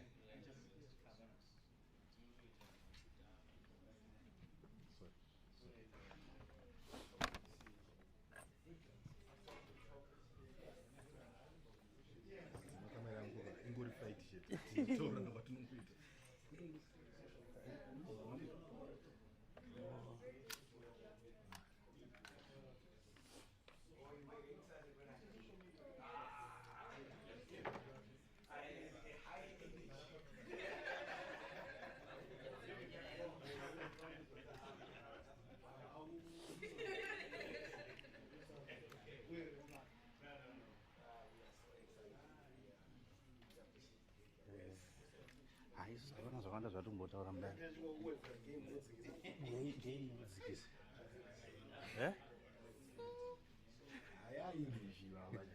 Chimaiki changu chechiri kutoita kama. Sorry.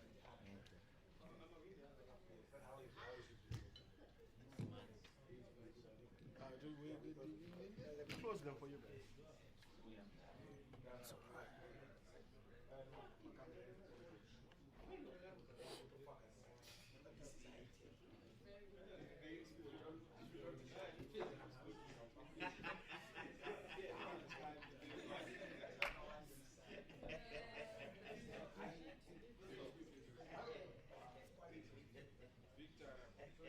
It's all right. So this is so we're no longer using this one. We're using this handheld. That's what the one is doing. And then this is the condenser. This is the dynamic. I'm sure you're the one is going to be here. So condenser and dynamic, handheld, that one. And then your volumes.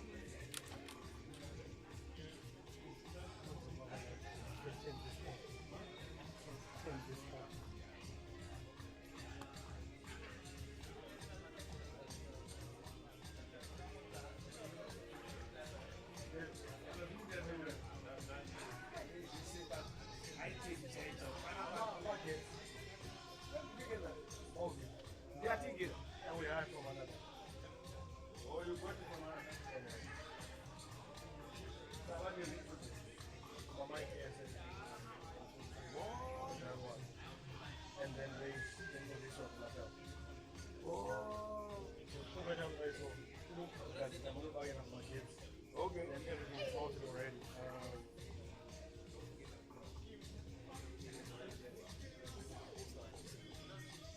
You know that what my mic, man. As many as you want, we can remove just another one. It's for mic. Oh. Well, I'm thinking of this. Are we not here about fight? We can, actually. We can. I think this guy is actually selling it. But international barber. Looks alright. The quality of the audio is really good as well. It is.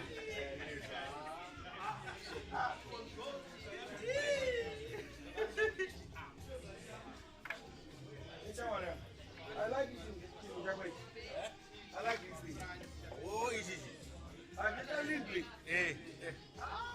I'm not understanding. Explain to me what it is. So this is just a rig. And you can put all our system here. I am going to receiver. Never see my man. It's 4, but chance are 2. And then You receive and there one mic. each microphone is a receiver. And this is just a storage cabinet. I see, I'm going to come around with Nottingham. What's our friend to Nottingham? So I'm going to go store Item. But you still have the space to put more receivers in. You can take 6 receivers. So abazi muntu vakasida chakadaiso chiri mumoto unoisirwa dhati inonzi chiye chababa chakadika that to receive. I think it's a 19 inch. Aiwa, chinokwana. Slightly smaller than this. Oh. So that's but in a small space. Aiwa, chinokwana. Box, one of those boxes. Alright. Okay, that's brilliant. And I am going to antenna. Like, what you're talking about, the big one. Because I'm thinking for us, since we can hire a whole system. But if we were to buy this for ourselves for like less now, how many would we need? Like my microphones. Like if I still on that note, somebody I'm with Brims. I'm taking some of my mics, getting rid of his old system. So if you are interested, you could take some of my mics. Because I need to get it. And I'm just like you said, Isaac. But they are my second game. Oh. But this is where I'm more cordless than Iowa. I mean the one on the table there. Oh, that one. You never see Mama. My mic's at my place. I know my mic and come up. Oh, I don't think it. Why is he selling? Because he wants to get a more advanced system kunge yatakatenga but iri kusenhaisi so hapasisina nziro yekuti aramba achishandisa aya that's why atengesa but akwaya edu I think takambotanga ne 5 for main singers leto somotsvaga ayo etambo ayo yeah.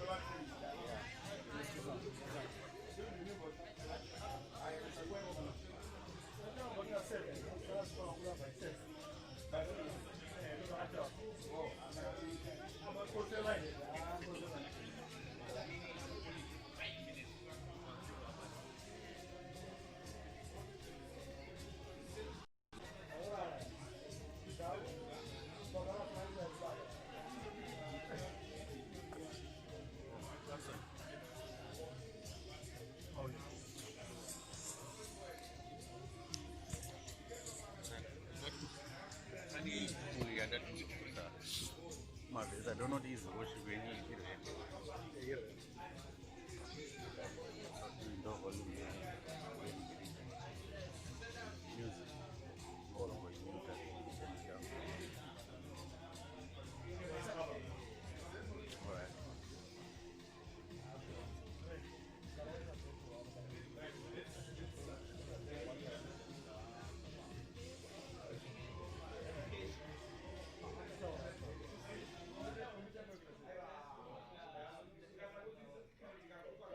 right, guys.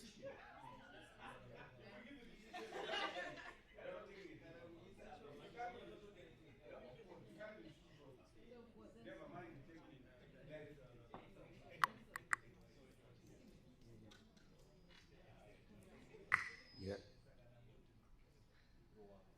All right.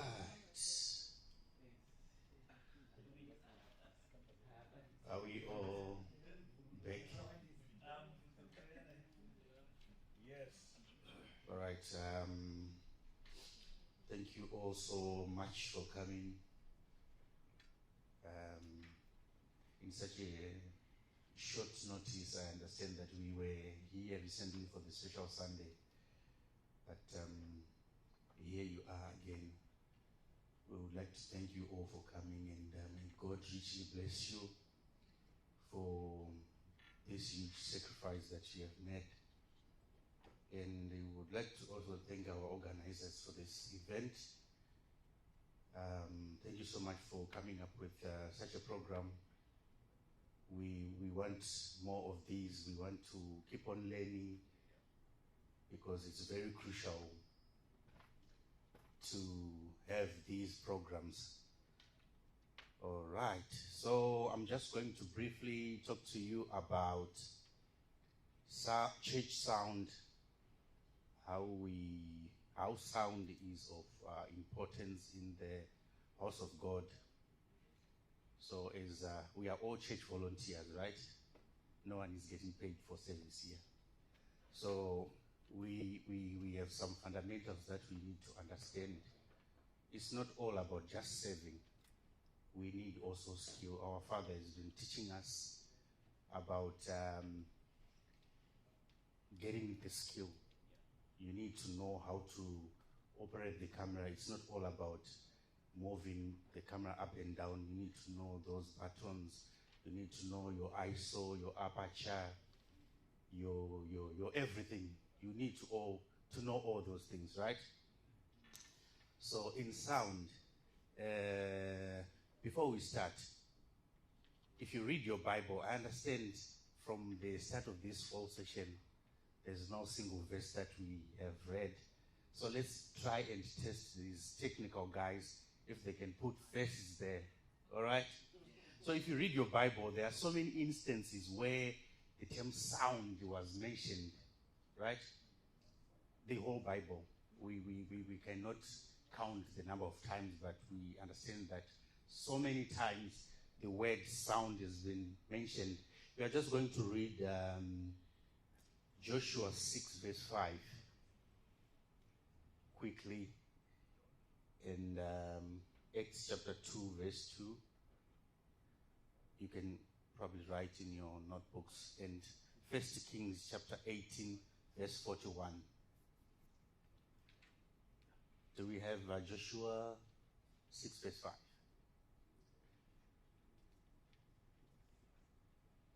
If anyone has it, let's just hear what it says. Joshua 6 verse 5.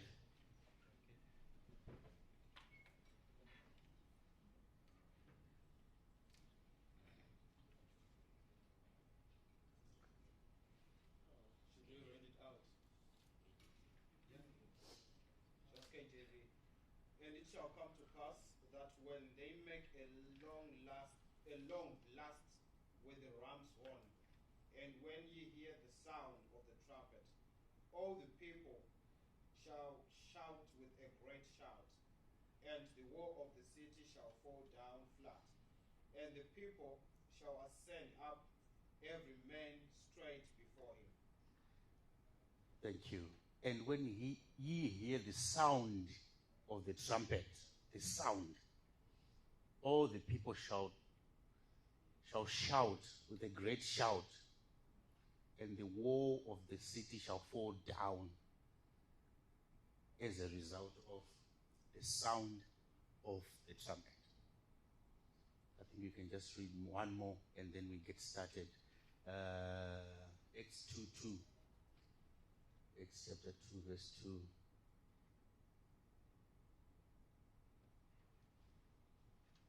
And suddenly there came a sound from heaven, as of a rushing mighty wind, and it filled all the house where they were sitting. So you see, it's all sound after sound after sound. So this goes to show that there's a great relevance of sound in the kingdom of God, and it is a dimension and a technology that initiates a lot in the economy, in God's economy, right? So this is one of the most crucial departments in the ministry. Not to say it's the best, but it's one of the crucial ones, right? Because after everything has been done, we get to hear what the speaker is saying. After everyone gets seated, we only have someone to listen to. We have to listen to the sound of their voice. Is that right? Yeah. So, I'm going to delve into church sound system operation guide. Let's have the slide, please.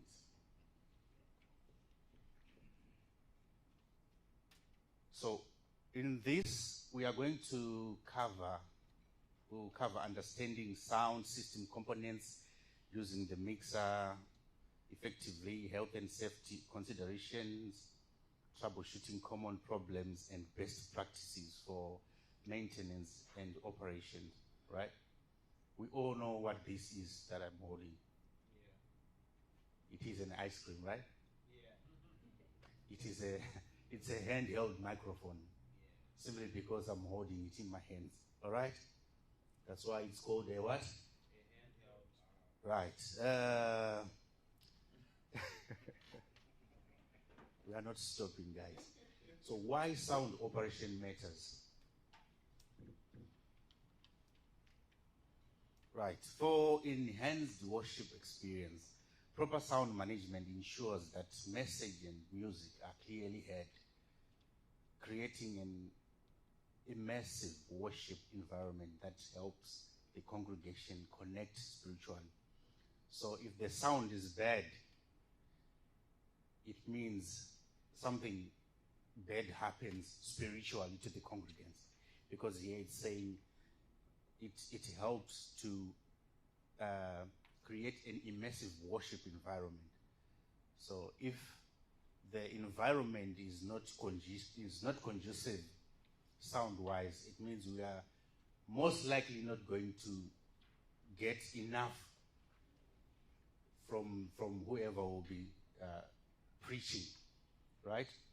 So it is important that we make sure that we, as sound church volunteers, we have to make sure that we create an immersive worship environment, right?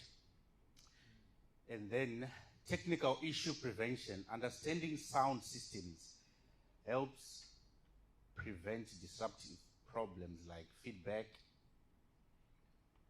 distortion, or equipment failure that can understand services and distract from worship. We all know what feedback is, right? Do you know what feedback is? Can we have some feedback? Yes. Just increase the gain a little bit. This is what they call what? Feedback. So imagine having a preacher spitting fire on the altar, but there's feedback. It means you'll be totally disconnected, right? So we need also to master these technical issues to prevent such occurrences from happening, right? Stewardship of resources, proper operation and maintenance of sound equipment protects the church's investment and ensures longevity of these important ministry tools. So it's only that these guys didn't go into how much these equipment costs, or even these microphones and consoles and racks. They cost a fortune. So we need to bear in mind, as we'll be serving in the house of God, that this is delicate equipment that we are using. So hence the need for trainings like this. This microphone could be costing £900. But if you are not aware, you just think it's just a microphone and you treat it anyhow. So we need to treat these equipment with reverence, all right? Because we know that it's the church that purchases these equipment. So you might be saying, no, if it breaks, the church will buy. But you also have to play your part in as much as it's the church responsible for all the purchases. Let's also play our part in making sure that the equipment that we use lasts longer. So we are now getting into understanding the sound system. Next slide.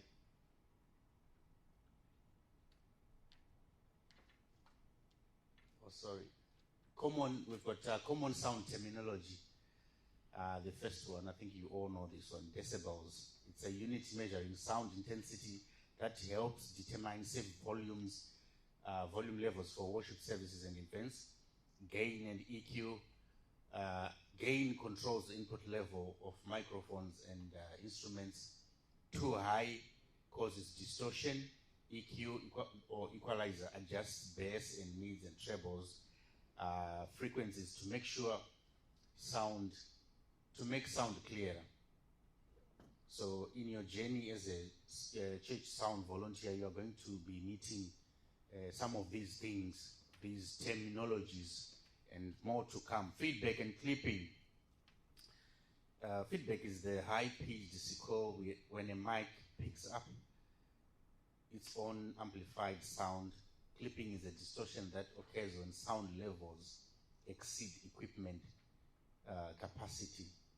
So like what I've just demonstrated to you right now about feedback, that's what we call feedback. Phantom power and aux send. Phantom power is also called plus 45 volts. Okay. So according to sure.com, phantom power